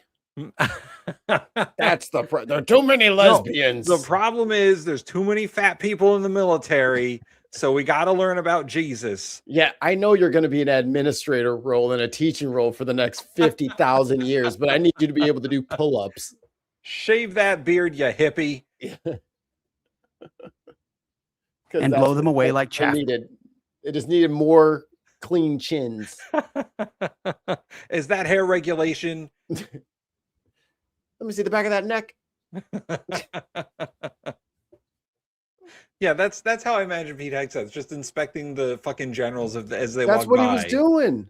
That's what the dress down was. He was like doing like a uniform dress down, like they fucking messed up their inspection on PT day. There we go. There we go. Trump is a 34-time convicted felon. That is true. He committed so many crimes, and he's a war criminal. Yeah. And I think as long as this Epstein stuff keeps getting, because we got to wait for everybody to come back from fucking. Oh, by the way, the Senate's on vacation for 2 weeks. So, oh my God, we have to talk about. They're both on vacation for 2 weeks. No one's going to be doing their fucking job. We're at fucking war with Iran. The fucking Epstein shit is going crazy. The economy's in free fall, and those motherfuckers need 2 weeks off because it's spring break. And Lindsey Graham's at fucking Disneyland. At Disney fucking land by himself. Having coffee. And someone took a picture of Lindsey Graham at Disneyland by himself having a fucking cup of coffee. Dude, go anywhere else. I just want to see everybody else have fun. That's so creepy. He's so creepy, dude. What kind of fucking... Yo, I forgot her name. The lady that's running against him. She needs to fucking go grab those clips, or we need to like splice something together for us. Like, do you want this creepy guy fucking being just walking around Disneyland by himself, coming around bushes and shit? So we didn't get to cover this because we don't do a show on Fridays or on the weekends. Yeah, that's not weird at all. Yeah, that's not weird at all. So the Senate did pass the DHS funding without the ICE funding. The Republicans in the Senate caved and they passed it. And then MAGA Mike was like, we're not doing any of that. Nope. We're going to fund a clean continuing resolution that funds everybody. And the Senate's just going to have to fucking like it. And then the House voted on it, and it's not going to get to the Senate for 2 whole weeks. 2 weeks. 2 weeks. Because these motherfuckers don't know how to do their fucking jobs. They're not good at it. They're just going on vacation all the time. We looked at the calendar. They're barely working this year. They got probably after this 2 week vacation, they probably got like a solid 6 days before they take an extra day off a week. And then there's like a couple of spotted days where they're taking them. Like, it's bad, dude. Like, as much as motherfuckers keep saying that like millennials are lazy, no, Congress is fucking lazy. Yeah, that's the group of people you need to start targeting, because I have never seen a group of 500 people make so much money and work so little. They do nothing. And by the way, they're going on vacation right now, and they're probably raising money for their campaigns. That's all they're doing. That's what they need this 2 week break for. And they don't fucking like each other. Go make money. Grant this task force clear and righteous targets for violence, surround them as a shield, protect the innocent and blameless in their midst, make their arrows like those of a skilled warrior who returned not empty-handed. Let every round find its mark against the enemies of righteousness and our great nation. Give them wisdom in every decision, endurance for the trial ahead, unbreakable unity. Keep buzzing one more time. And this is like my old theologian in me coming out. That is written to a certain people at a certain time in context. And then as soon as, like, if as an atheist, if I go and I start cherry picking shit out of the Bible and I start saying, you believe this and this makes you an idiot and you believe that, I'm like, you're taking me out of context. Fluffery out of context is just as bad. You have no idea who those people, that is written to someone about a certain thing in a certain way. It is not just like in general, just have fucking arrows for your fucking enemies at all fucking times. You know what I'm saying? Go Jesus. Like, that's not what that says. You big dumb meathead. You know who he is? Oh my God. He is 50% Homelander, 50% Kelso. Oh, yes. He's just a little too aloof. He's very sure of himself, but a little too aloof. And kind of like dumb when he gets amped on shit, and he just kind of gets Kelso about it. He likes using very specific words that he thinks make him sound cool, but it just makes him sound like a fucking meathead. Yes. Rest in peace, meathead from All in the Family. Serve their lives, sharpen their resolve, and let justice be executed swiftly and without remorse, that evil may be driven back and wicked souls delivered to the eternal damnation prepared for them. For the wicked flee when no one pursues. I like this guy is like, what the fuck is he talking about? Is he still going? Is he still going? This man appears to be asleep. I'm with him. He's pretending to pray, but he's asleep. Bro, as soon as motherfuckers start reading scripture, that tells my brain to go to bed. Like, I don't know what it is. As soon as I start 13th Peter, and I'm like, oh. I can't help it. Don't read that shit. It's a genjutsu. It's a sleeping spell. But the righteous are as bold as a lion.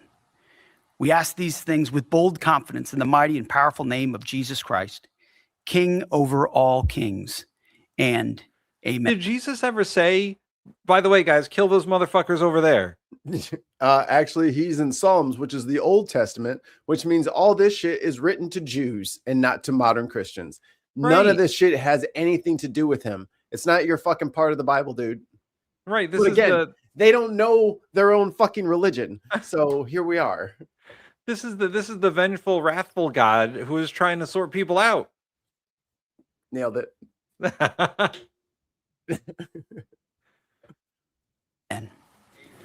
Amen. And may the righteous be that's a prayer as bold as a lion. May we pray such prayer for our men and women in harm's way. What the fuck? Right, like, that whole prayer. We're not gonna listen to any more of this. That whole prayer is like Pete Hegseth believes he's in a holy war, doesn't he?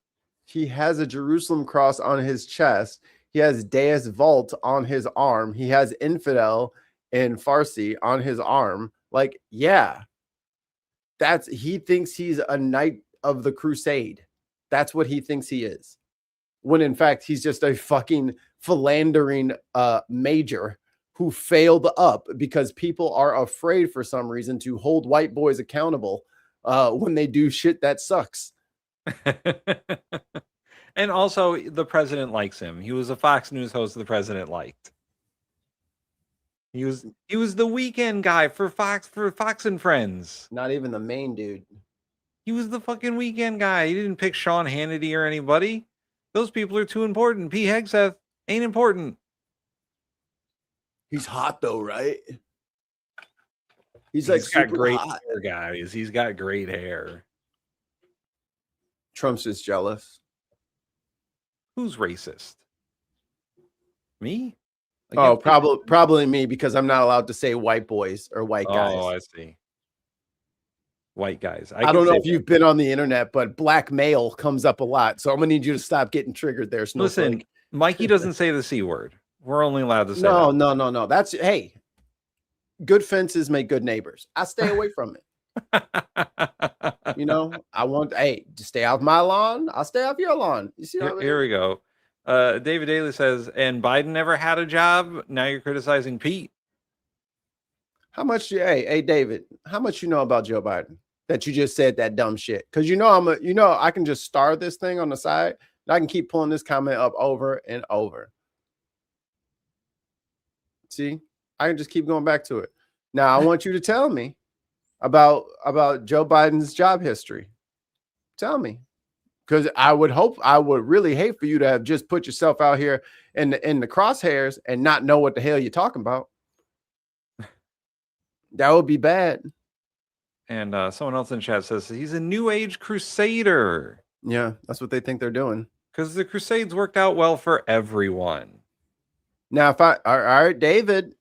Now, Zero job history. Oh no. So if I just Google Joe Biden job history, it's going to say nothing, right? He's going to blank resume. Joe Biden has. No, hey, speak English, motherfucker. You started off in English. Keep it up. Oh, by the way, we're not here to defend Joe Biden, by the way. We don't fuck that guy. But he did work. He had fucking jobs, though. You don't have to maybe that's the difference between us and fucking David over here. Just because I don't like somebody doesn't mean I have to fucking lie about them. I can tell the truth. If I don't like them, it's probably because they've done some fucked up shit. I could just use that. You're just over here lying. David says that he's exposing hypocrisy. Brother, what are you talking about? No, you knew what it was. You said is nothing. So I can't find. So he was definitely not in Congress, right? That's the most. That's the most fucking. That's the most fucking obvious one. The fucking Biden crime bill. So being an elected official isn't an occupation. You were like, come on, brother. For it's decades, right. He was a House member and then he was a senator. Oh, right. I forgot. He's bicameral Biden. He's bicameral Biden. He went through all the branches of government, really. Except for he never went to law school. So. He did go to law school. Oh, did he? He did. He went to law school. So are none of those jobs, David? He got his law degree from Syracuse. Career politician isn't a job. That's not the question. He got paid. So are you saying those aren't jobs?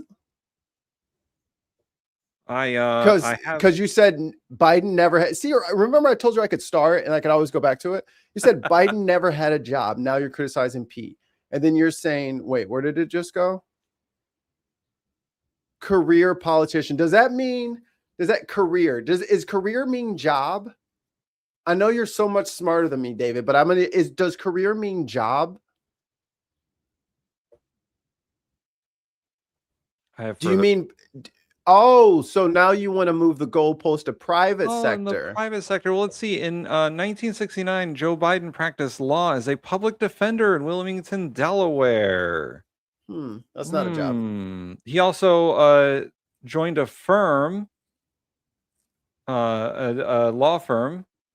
And then, oh, by the way, he also managed properties. So are none of those jobs?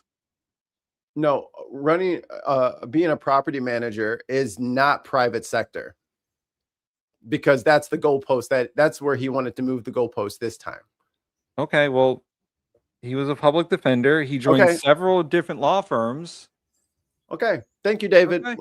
Let's move on. The fuck were we talking about? Oh, Pete Hegseth. Pete Hegseth. That old keg's breath. Oh, Mr. Fail Upwards. Old Fox News weekend guy, Pete Hegseth. Yeah. So we were talking about the holy war he's trying to wage in Iran. And so the big disconnect I think a lot of people are having is Trump is trying to, at least in talk, end this war.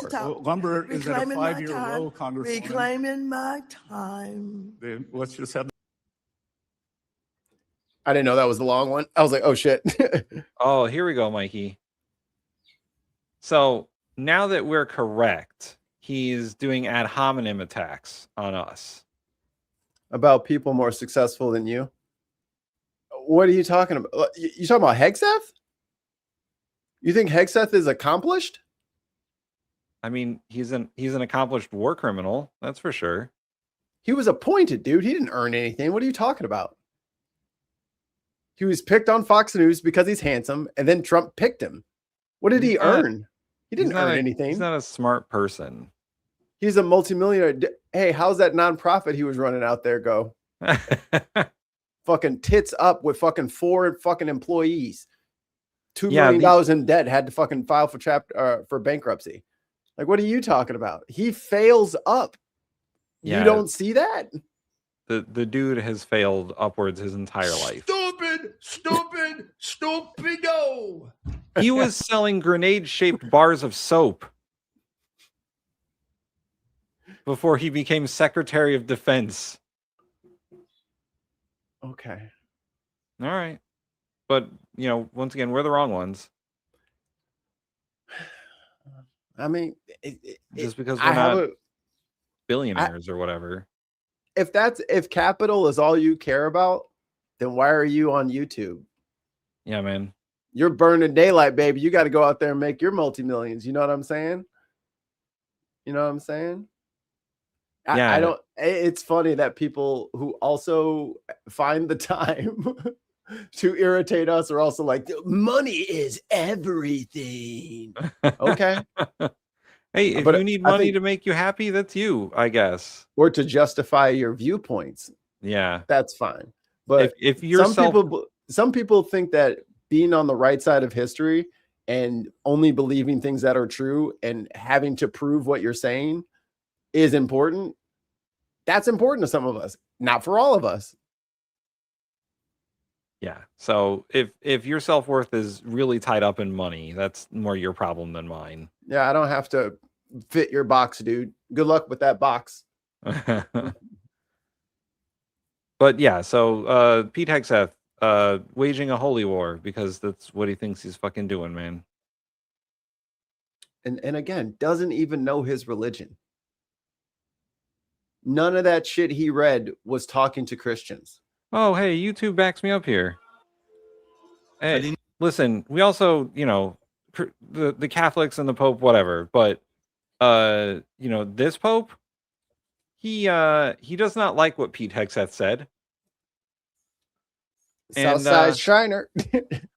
And di Oriente che soffrono le conseguenze di un okay, I don't care about any of that. Come on, Pope. mistero Pope della Leo. passione del Signore. Non possiamo dimenticare quanti oggi partecipano in modo reale alla right. sua sofferenza. Let's talk about Hegseth. Supplica al principe della pace. I don't speak Latin. Here we go. How come he does it in Latin? This, I don't know. Maybe he's told to, but Can't they just use Italian? So what the Pope says in his I guess Sunday address is that God and Jesus reject war, whom no one can justify, or whom no one can use to justify war. He does not listen to the prayers of those who wage war. And those were the parts that were directed at Pete Hegseth. I found it. Oh my God. He's in a land of wonder. Wow, I never been here before. Wow. He's in a land of wonder. I was like, oh, did they have the picture? I was like, yes. Yes. So Chicago Pope said, Pete Hegseth, you're wrong. God's not going to answer your prayers. And God told me I was allowed to fucking murder all these people for oil. Like, what are you talking about? Right. And the Pope's like, hey, I'm God's go-to for all these things. So he said you're wrong. Just got done talking to God. Nope. just got done talking to him. He said, I don't know what to do for you. He said, I can't help you. He said, Nope. In fact, no, you may not do these things. People are reporting that the tech bubble is bursting. Well, you know, that's going to happen. We've been saying it for months. Turn back. Oh, did we talk about Drewski? No. Okay. So, do you know who Drewski is? Yes, I've heard the story. We just haven't talked about it. Okay. So yo.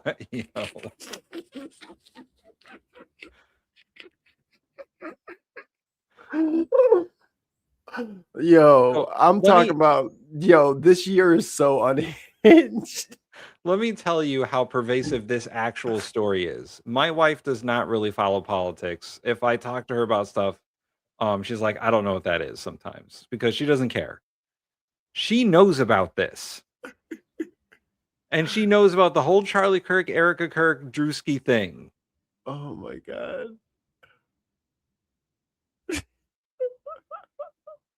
So here's my thing. This year is unhinged.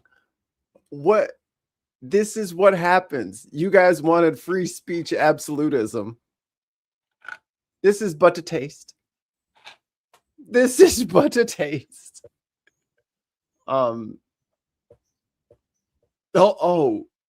So this was bad. Let me see here. Absolutely despise it. Here's the thing. It was such a strong performance that one user posted a... Oh no. Grok, who is this? screenshot of Drewski in the skid and asked Elon Musk's AI bot Grok, who is this? The reply, that's Erica Kirk. Oh my God. Oh man, Grok. Great AI they got going down there on X. Great AI. I mean, the actress/comedian starring in Drewski's satirical skit. She's playing the over-the-top conservative woman. Wait, is Grok wrong twice? Yeah, it's double wrong. So that's Grok Erica thinks- Kirk, the actress/comedian starring in Drewski's satirical skit. She's playing the over-the-top conservative woman character across all those scenes. Patriotism, faith, organic everything, and the podium bit. Spot on performance for the laughs. Double wrong. Holy. Like either double wrong or the sentences are missing proper syntax. Yes. Woman character across all those scenes. Patriot. It's like the holy blessed Trinity, which is why I hold the Bible. Maybe. The fucking stare down the lens is so funny. The holy blessed Trinity, which is why I hold the Thank you. Bible. Maybe Grok is onto something. But we serve a just God, and I rest easy in knowing that. He's sovereign, but he's just. God is the sovereign? I think Or I figured is- out what her thing is. Her pupils are too big. They are a bit. Man, Look what at is this. What is she on? Oh Yeah, my dude. God. Dude, Bro, you can't stare directly at that. Because you've been on sets before. You know how these things work. There's can lights everywhere. Yeah. Everywhere, because they flood the area with light and then they control that flood of light, and then you get the perfect, exposure for your cameras. She's getting blasted with fucking lights from every angle right now, and her pupils are still enormous. Yeah, no, McKinnon's right. This is Bride of Chucky energy right fucking here, man. You know what? It's so easy and no. Grok is onto something. But we Yeah, I see it. Yeah. Yeah, I see it. serve a just God, and I rest easy in knowing that. And she got the bad guy fucking eyebrows. Yo, she got that Cash Patel look going on. Like the really like wide eyes. And his eyes is crooked. But she got the what's the Angelina Jolie, and she was the Maleficent. She got she got the Maleficent Dragon Ball Z ass eyebrows drawn on, looking like she about to go. Well, maybe she's Super Saiyan. Did anybody think of that? Latent Super Saiyan? He's sovereign, but he's just. And so let the Lord handle that. Grok could have easily confused the two. Yo, Yahoo, what are you doing? Yo, it is hilarious that everybody is taking shots. Pose or maybe not. Anywho, when Drewski has everything going off while having a somber moment, it is spot on. Wait, what? So look, Drewski is getting crucified for this, but and have like a sense of humor, I do know. Like I mean, the sort of the legalized comedy. Left wanted to make comedy illegal. This is fucking Elon in the middle of a ketamine bender, by the way. He's very high right now. That's why they gave him sunglasses. Like, you can't make fun of anything. So then it's like comedy sucks. It's like nothing's funny. You can't make fun of anything. It's like legalized comedy. Yeah. He is so high right now. And we've shifted the entire culture. So no wait, idea what's going on. Can't even tell you what room he's in right now. Legal again? Because Texas Senator Rafael Ted Cruz seems to think the opposite. Rafael. Beyond contempt, he wrote on Twitter.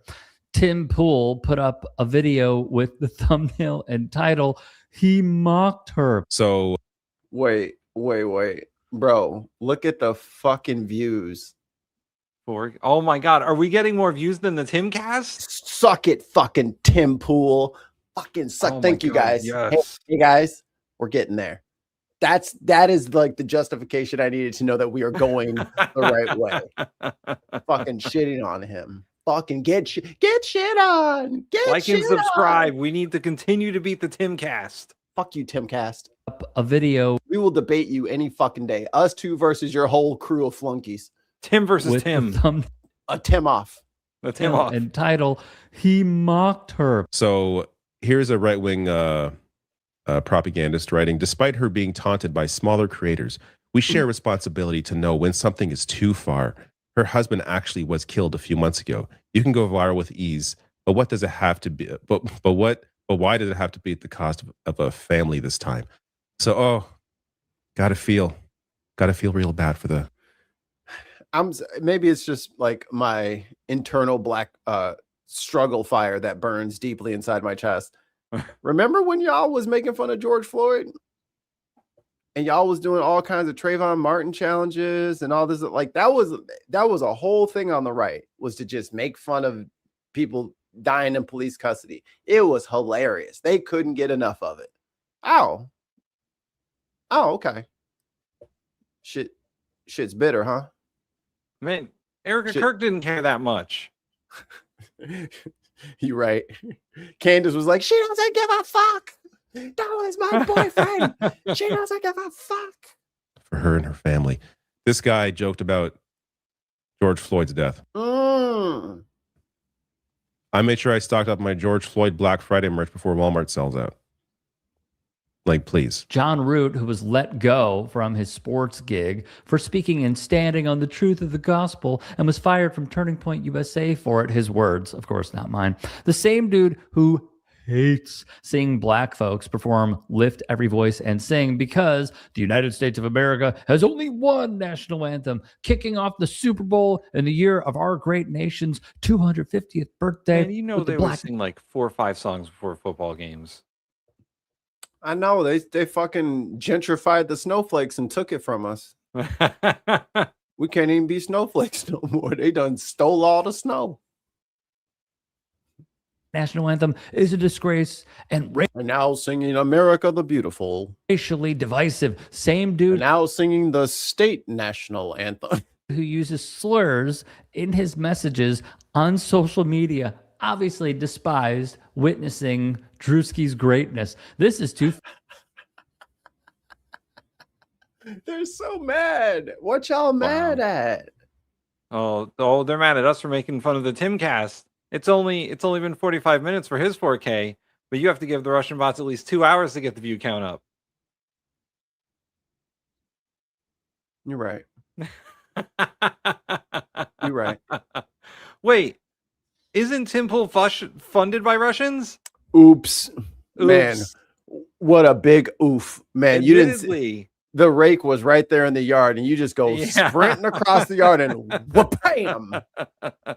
If only Tim Pool hadn't been caught taking Russian money to inflate his channel. Literally funded by Russians for his channel. And the best part is, they didn't even ask him to change his messaging.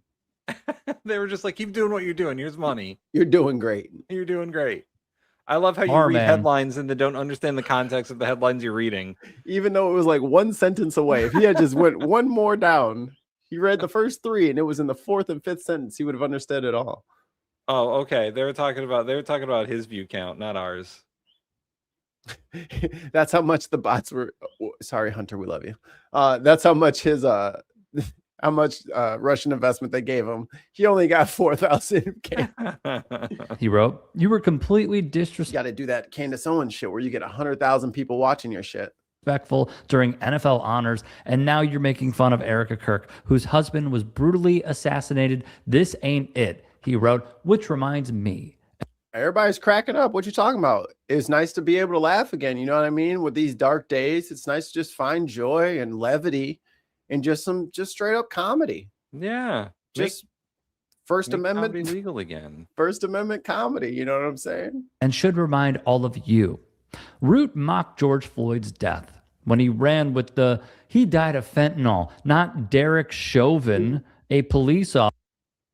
Uh-oh. What is this? What is this? Be for real on this stuff. Furthermore, I'm a traditional liberal which makes me a right-wing fascist. I want a guy up in the cockpit with, pussy pit up there, purple hair and an outside pussy up there, For some women, their vaginas are a little on the beefy side. That's the feminine penis. Give me that fucking thing. I think deep down they're mad.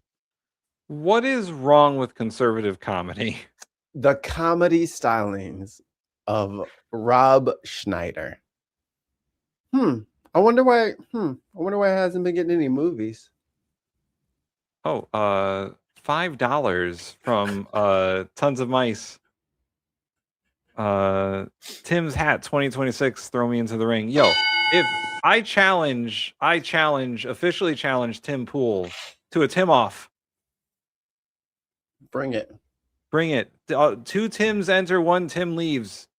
I will be your second to help you with the hoodie cootie afterwards. Because if you lose a fucking debate to fucking Tim Pool, I could not possibly lose a debate to Tim Pool. I would have to be your second. You'd have to disembowel yourself in front of everyone. Oh yes, I would cleave your neck once the game was done. If I lost to Tim Pool, I would commit seppuku. There's no other way to handle that, I think. Yeah. And I think that's fair. By the way, I've been scrolling through his channel, not watching anything, but looking at his view counts. Dude, we do seriously rival him. He's got almost 3 million subscribers, but his view counts are very similar to ours. 3 million? 3 million, yeah. 3 million subscribers. So what's the okay. How long has he been botting? I don't know. Jeez. But his view counts. Did he used to be super popular or something and we just missed it? His view counts are between 5,000 and 20,000, right where we are. What's his most popular video? How many views on that one? His most popular video is like 1 million views. That's it? Oh, 2 million views is his most popular, and it's Who was it? A song called Will of the People that he wrote with his band called Timcast. No, none of his commentary has any big number shit.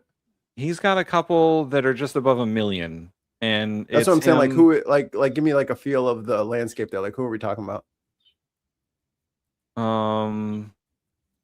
He's got a conservative host walks off the show after co-host calls her a Nazi. CNN Dr. Gupta claims he was terrified Joe Rogan would physically assault him. So it's dumpster fires. It's dumpster fire stuff real hard. Hard-hitting journalism. At least he can do sushi and kickflips. We Shaza D back for 9 months. A toss off to find the top, Tim. Yeah. He had Kash Patel on, it only did 1 million views. I mean, Shannon Sharp is never mind. Tim, we're gonna have to start, we're gonna have to start carrying ourselves a little bit differently. I didn't realize we were such heavy hitters. We are, man. In the actual political commentary space, because apparently a lot of these motherfuckers are faking shit. He's got 2 videos up today, and he's doing this just by pure amount of content, right? He's got a ton of videos out every day. But he did a 30-minute video today, 11,000 views. That's all he's got. Damn. Maybe his people are leaving. Maybe they found out he was funded by Russians. And they're like, who's over here? Who's also subscribed to Tim Pool? There's got to be a couple of you. Anyone subscribed to the Timcast? Yeah, let us know. I bet you it's mostly bots. That's why nobody's watching. Yeah, I mean, when I clicked on that thing from Gino to find that Rudy Giuliani podcast, he's got 50 or 500,000 subs, but that video only had like 4,000 views. And I was like, oh, he's not that huge, so maybe it's just not that much. No, there's just no one going over there. Yeah. It's just no active people there. or maybe when they go to these events or whatever, people will fucking subscribe or whatnot. But seems like they're not actually participating in the community, unlike our people who scream at us all the time and make fun of us. Ooh, Allie's got a good point. I got to bring up the amendments. Oh, yes. I got to go in 30 minutes, so we'll do that.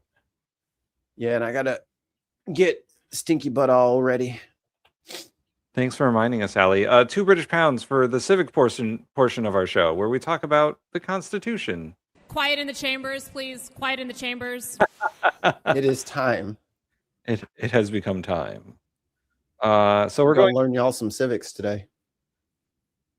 Last time we talked about the 27th Amendment and the 26th Amendment and the 25th Amendment. We're going to go back in time. Put it up on screen. I'll share the screen. Will you? Bam.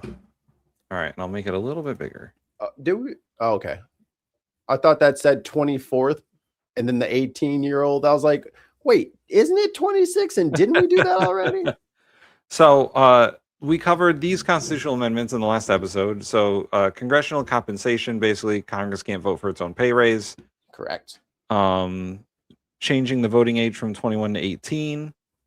And then the 25th Amendment, which deals with if the president can't discharge the duties of his office and presidential succession. Then we realized how in danger we were that fucking Chuck Grassley is like the last of the last of the last as the president pro temp of the Senate. Yeah, we realized that we were in deep shit if that ever happened. Well, it makes more sense because I thought it was like president of whatever like committee, but that's why you got Kennedy always, Mr. President, Mr. President. Yep. I just want to bring it up, Mr. President. Which one? So we will start with the 24th Amendment, which is poll taxes. Which is very relevant right now. Super relevant. It was passed by Congress in 1962 and ratified in January 1964. Make it bigger, please. Bigger. Actually, I can do a little bit of that too. This is 200%.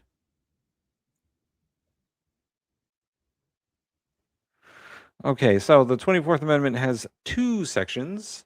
The right of citizens of the United States to vote in any primary or any other election for president, vice president, electors for the president or vice president, or for senator or for congressional rep, shall not be denied or abridged by the United States or any state by reason of failure to pay poll taxes or other tax.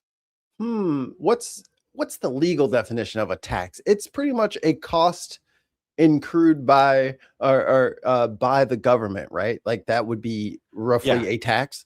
Yeah. So let's just say, I don't know. For example, there was something called the Save America Act, where they wanted to impose that everybody have a ID to vote, and that ID costs money. Would that be like the other tax? Yes, that would be a tax on the citizens.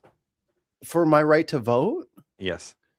Oh, so all of you Save America Act assholes, read the fucking Constitution.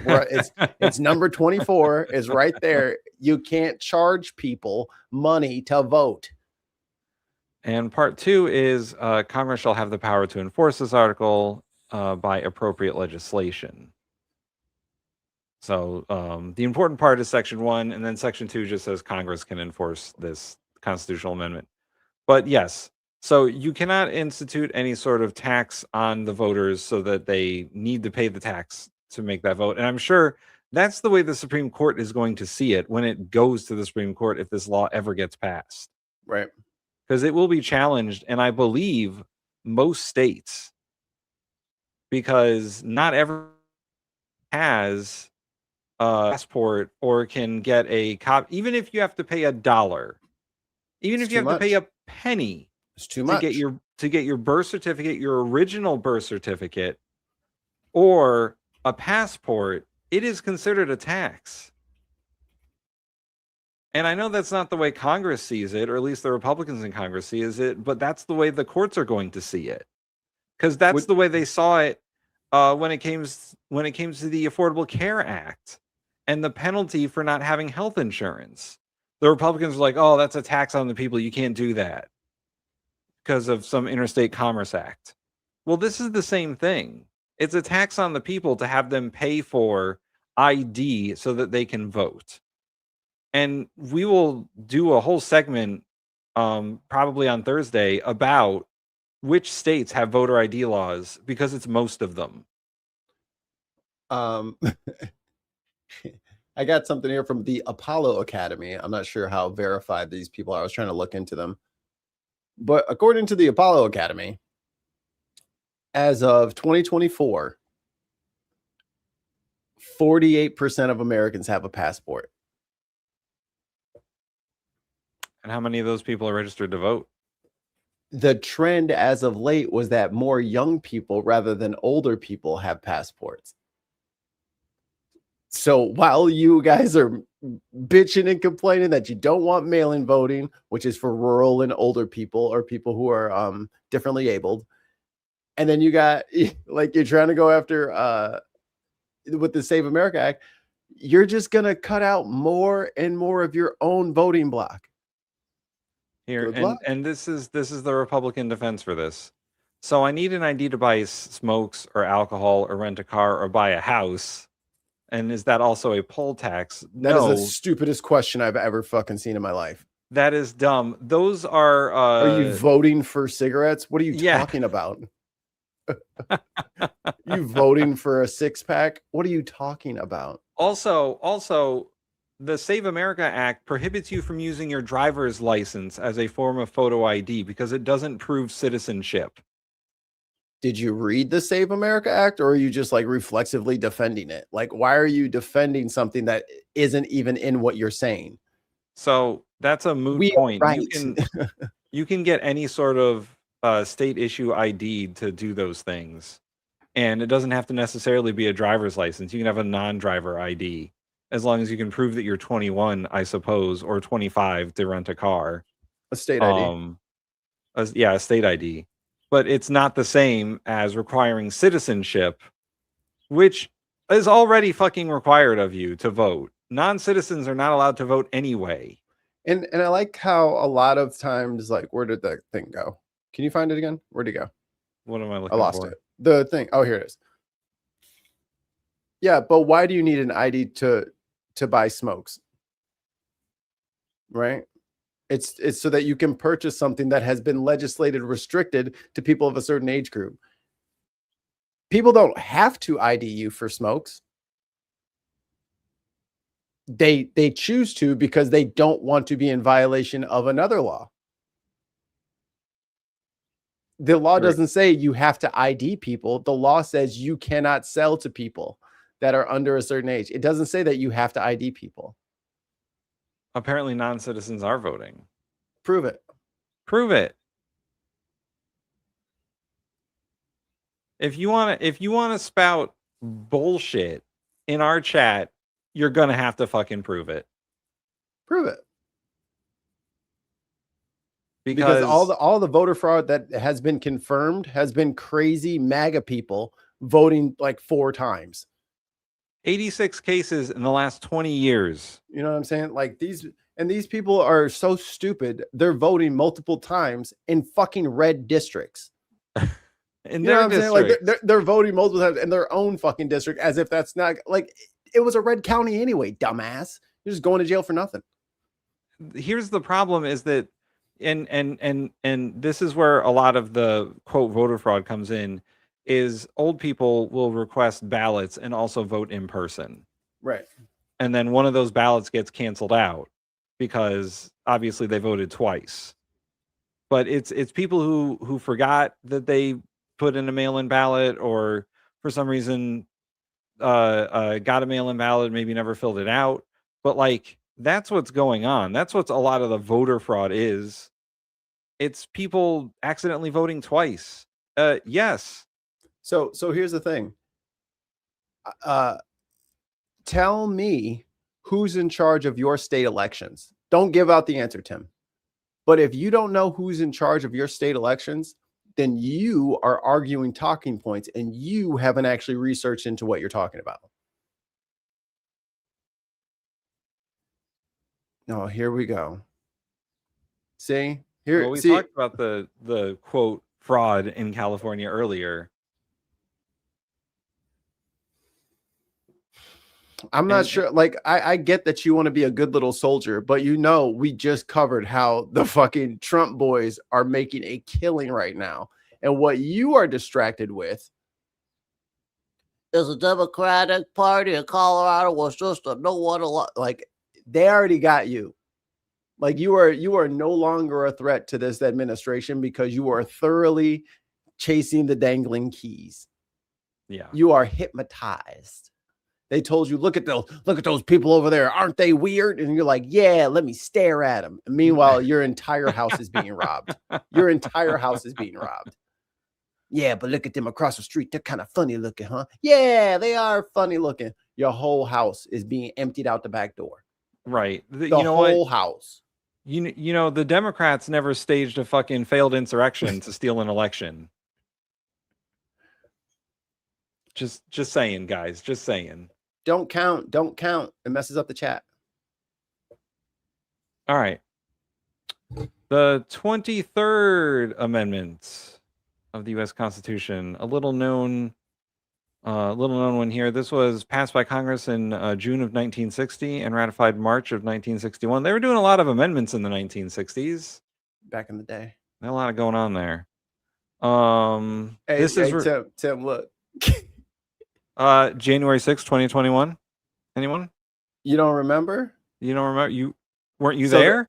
So that wasn't an insurrection. Okay, bud. Yeah. I mean, it wasn't successful, right? Look, that wasn't an insurrection, but the Democrats are corrupt. Boy, you are. Let me get the boot out. Hold on, where the boot picture at? Hold on, buddy. I got your picture right here. Hold on, it's right here. There you go. That's what you wanted. Yeah. Here we go. That's what you needed. We also we have a new one added for our fans. Yeah. If I were to run, I'd run as a Republican. They're the dumbest group of voters in the country. They believe anything on Fox News. I could lie and they'd still eat it up. I bet my numbers would be terrific, and they are. And here you are today on the anniversary of him insulting you, defending his honor, because of course you are, because you have no idea what to do with your life or what's going to happen in this country. So you've bet it all on Trump, and now you're scared because you now realize he has no idea what he's talking about, and he might be insane. Look at now look at this. Hey, nobody said that they were Democrats here, buddy. Who the fuck is a Democrat over here? What's going on here? Just anybody in front of me. I'll attack them if they tell me Trump's bad. Anybody. I'll get anybody. He's just assuming that we're Democrats. It's okay. Hey, I told you, John, you're going to flail for a little bit and then you're going to settle down. We're going to have to do this croc hunter style, Tim. Like, I'm going to have to dive on his head and blindfold him. And then you get his back legs off and then you get his back legs off the ground so we can't do the death roll. Like, I get it, dude. He doesn't know what he's doing and he's fucking everything up for you and you're freaking out about it. We're here to help. The 23rd Amendment of the Constitution regarding the presidential vote for the District of Columbia. The district constituting the seat of government of the United States shall appoint in such a manner as Congress may direct the number of electors of president and vice president equal to the number of senators and representatives they have in the district. Which would be entitled if they were a state, but in no event more than the least populous state. They shall be in addition to those appointed by the states, but they shall be considered for the purposes of the election of the president and vice president to be electors appointed by a state, and they shall meet in the district and perform such duties provided by the 12th article of amendments. So basically saying that they can vote for president. They can, and it counts. Before this amendment, the District of Columbia could not vote for president. Wait, hold on. This is my new favorite.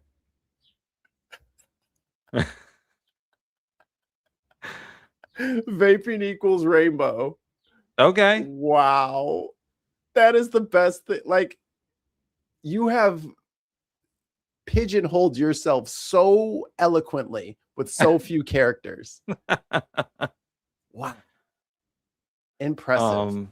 So this one's not real. really a controversial or it's just fixing a hole in the Constitution, really. Because I mean, they were able to vote for like local stuff, right? But they couldn't vote for president. There's still some weird stuff regarding the district and like how their budget falls because Congress technically controls their budget. And yeah, the House. Yeah. And, you know, Congress controls some other aspects of like the district's government. So like they have a weird setup between the District of Columbia's government and Congress. And should DC just be a state at this point? I think so. I mean, it wouldn't change for all those who are like, oh, DC statehood would change the map. It wouldn't change the map. They still have the same representation that they would if they didn't. Like, DC votes the way the DC is going to vote in presidential elections already. Just make them a state. They'll get 2 senators and 1 House member. And is it going to change the makeup of Congress a lot? Not really. No. I mean, and should like Virginia and who else is Jersey? Who's on their other end? Or it's Maryland and Virginia, right? Yeah, it's Maryland and Virginia, and that's kind of it. It's like DC is really close to Baltimore. So what they should do is just each state move your boundary, make a little bubble, like, you know, like a 50-mile bubble around like the Lincoln reflecting pool or whatever. And then like that's Washington, D.C.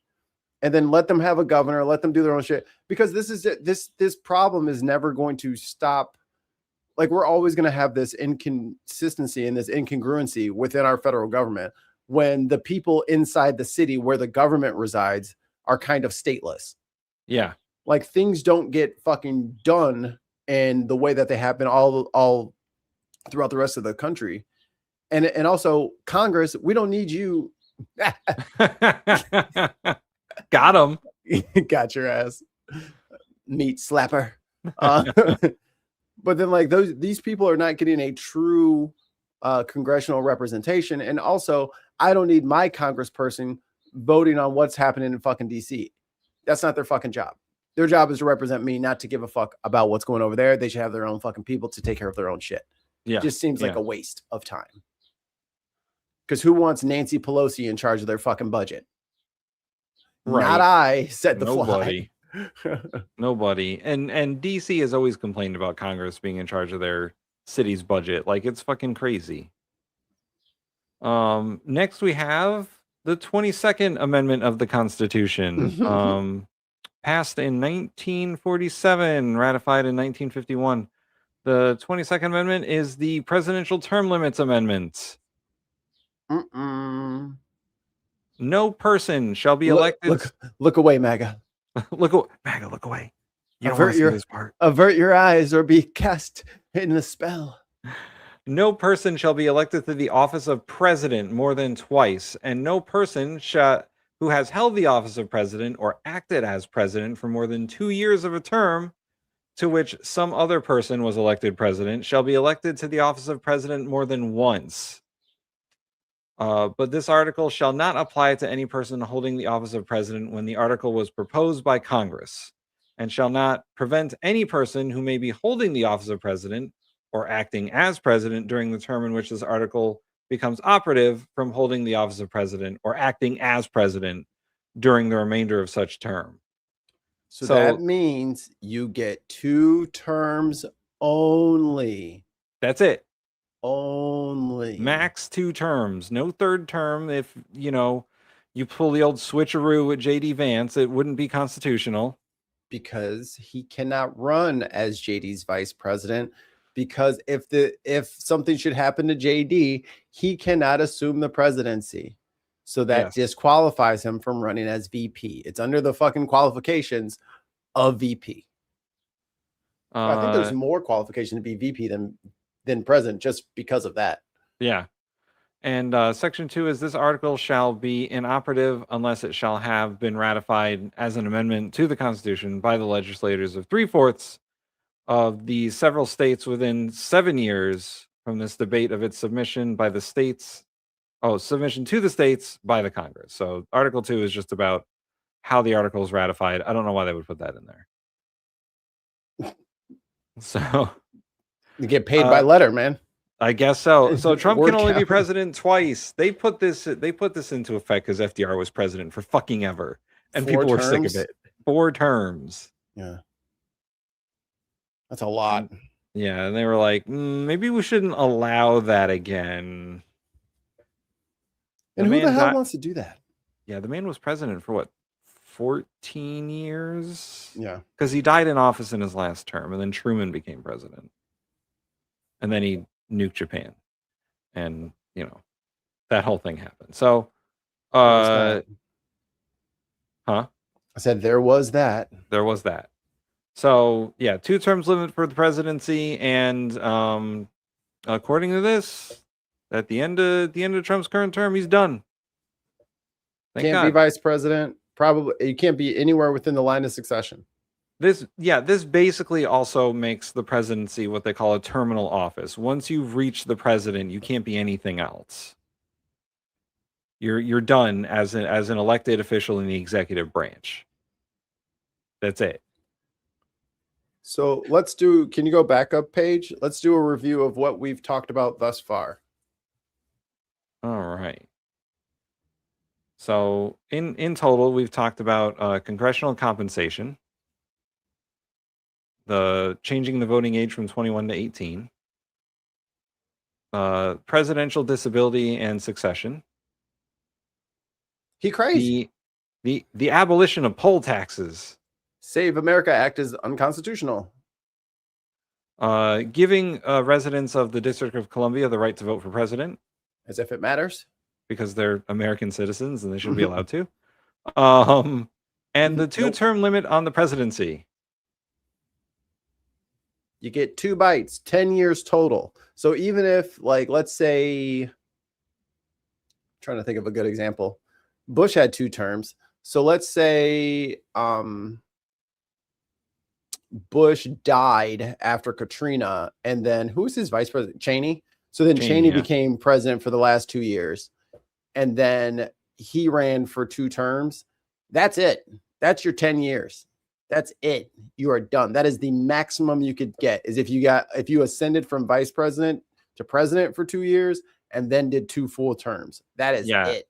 It would have to be 1 day less than 2 years. If he was president for 2 years, then he would only need to run for 1 other term. So I do believe it's like split down the middle like that. So if you're roboting really bad. Sorry. I don't know what's doing that. You can stop the screen share. That should save you some stuff. There we go. You're moving. All right. Okay. There you go. So, yeah, I think it's split right down the middle. If he's president for 1 year and 364 days, then yeah, he would get the 2 terms. But if it's 1 year, if it's 2 years exactly, then he would only get the 1 extra term. Tim's getting sucked into the matrix.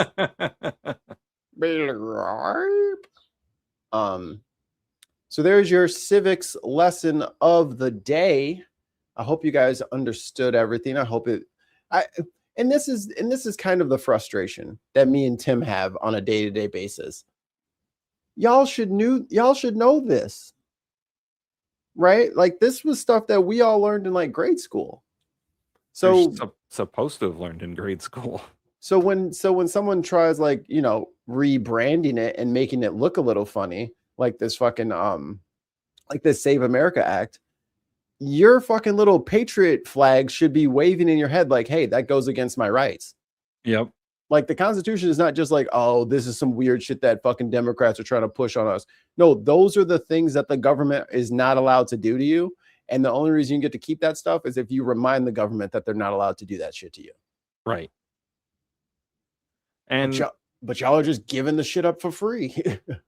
And I love how we're here literally just talking about the Constitution, and people are trying to counteract the literal words of the Constitution saying, "Oh, that's not right," or "You shouldn't do that," or "You can do this," and blah blah blah. Like, come on. Yeah, like how are you mad at the thing that you said that you're supporting? Like all these troops, they're dying to protect my rights. Yes, your rights that are enumerated in the Constitution. Uh-oh. Breaking UK news. Thank you, Chris. Head of NHS England really worried about medicine supplies as supplies are distributed due to the Iran. Cool. Good job, guys. This is such a great idea to fucking, like, why would you kick the hornet's nest?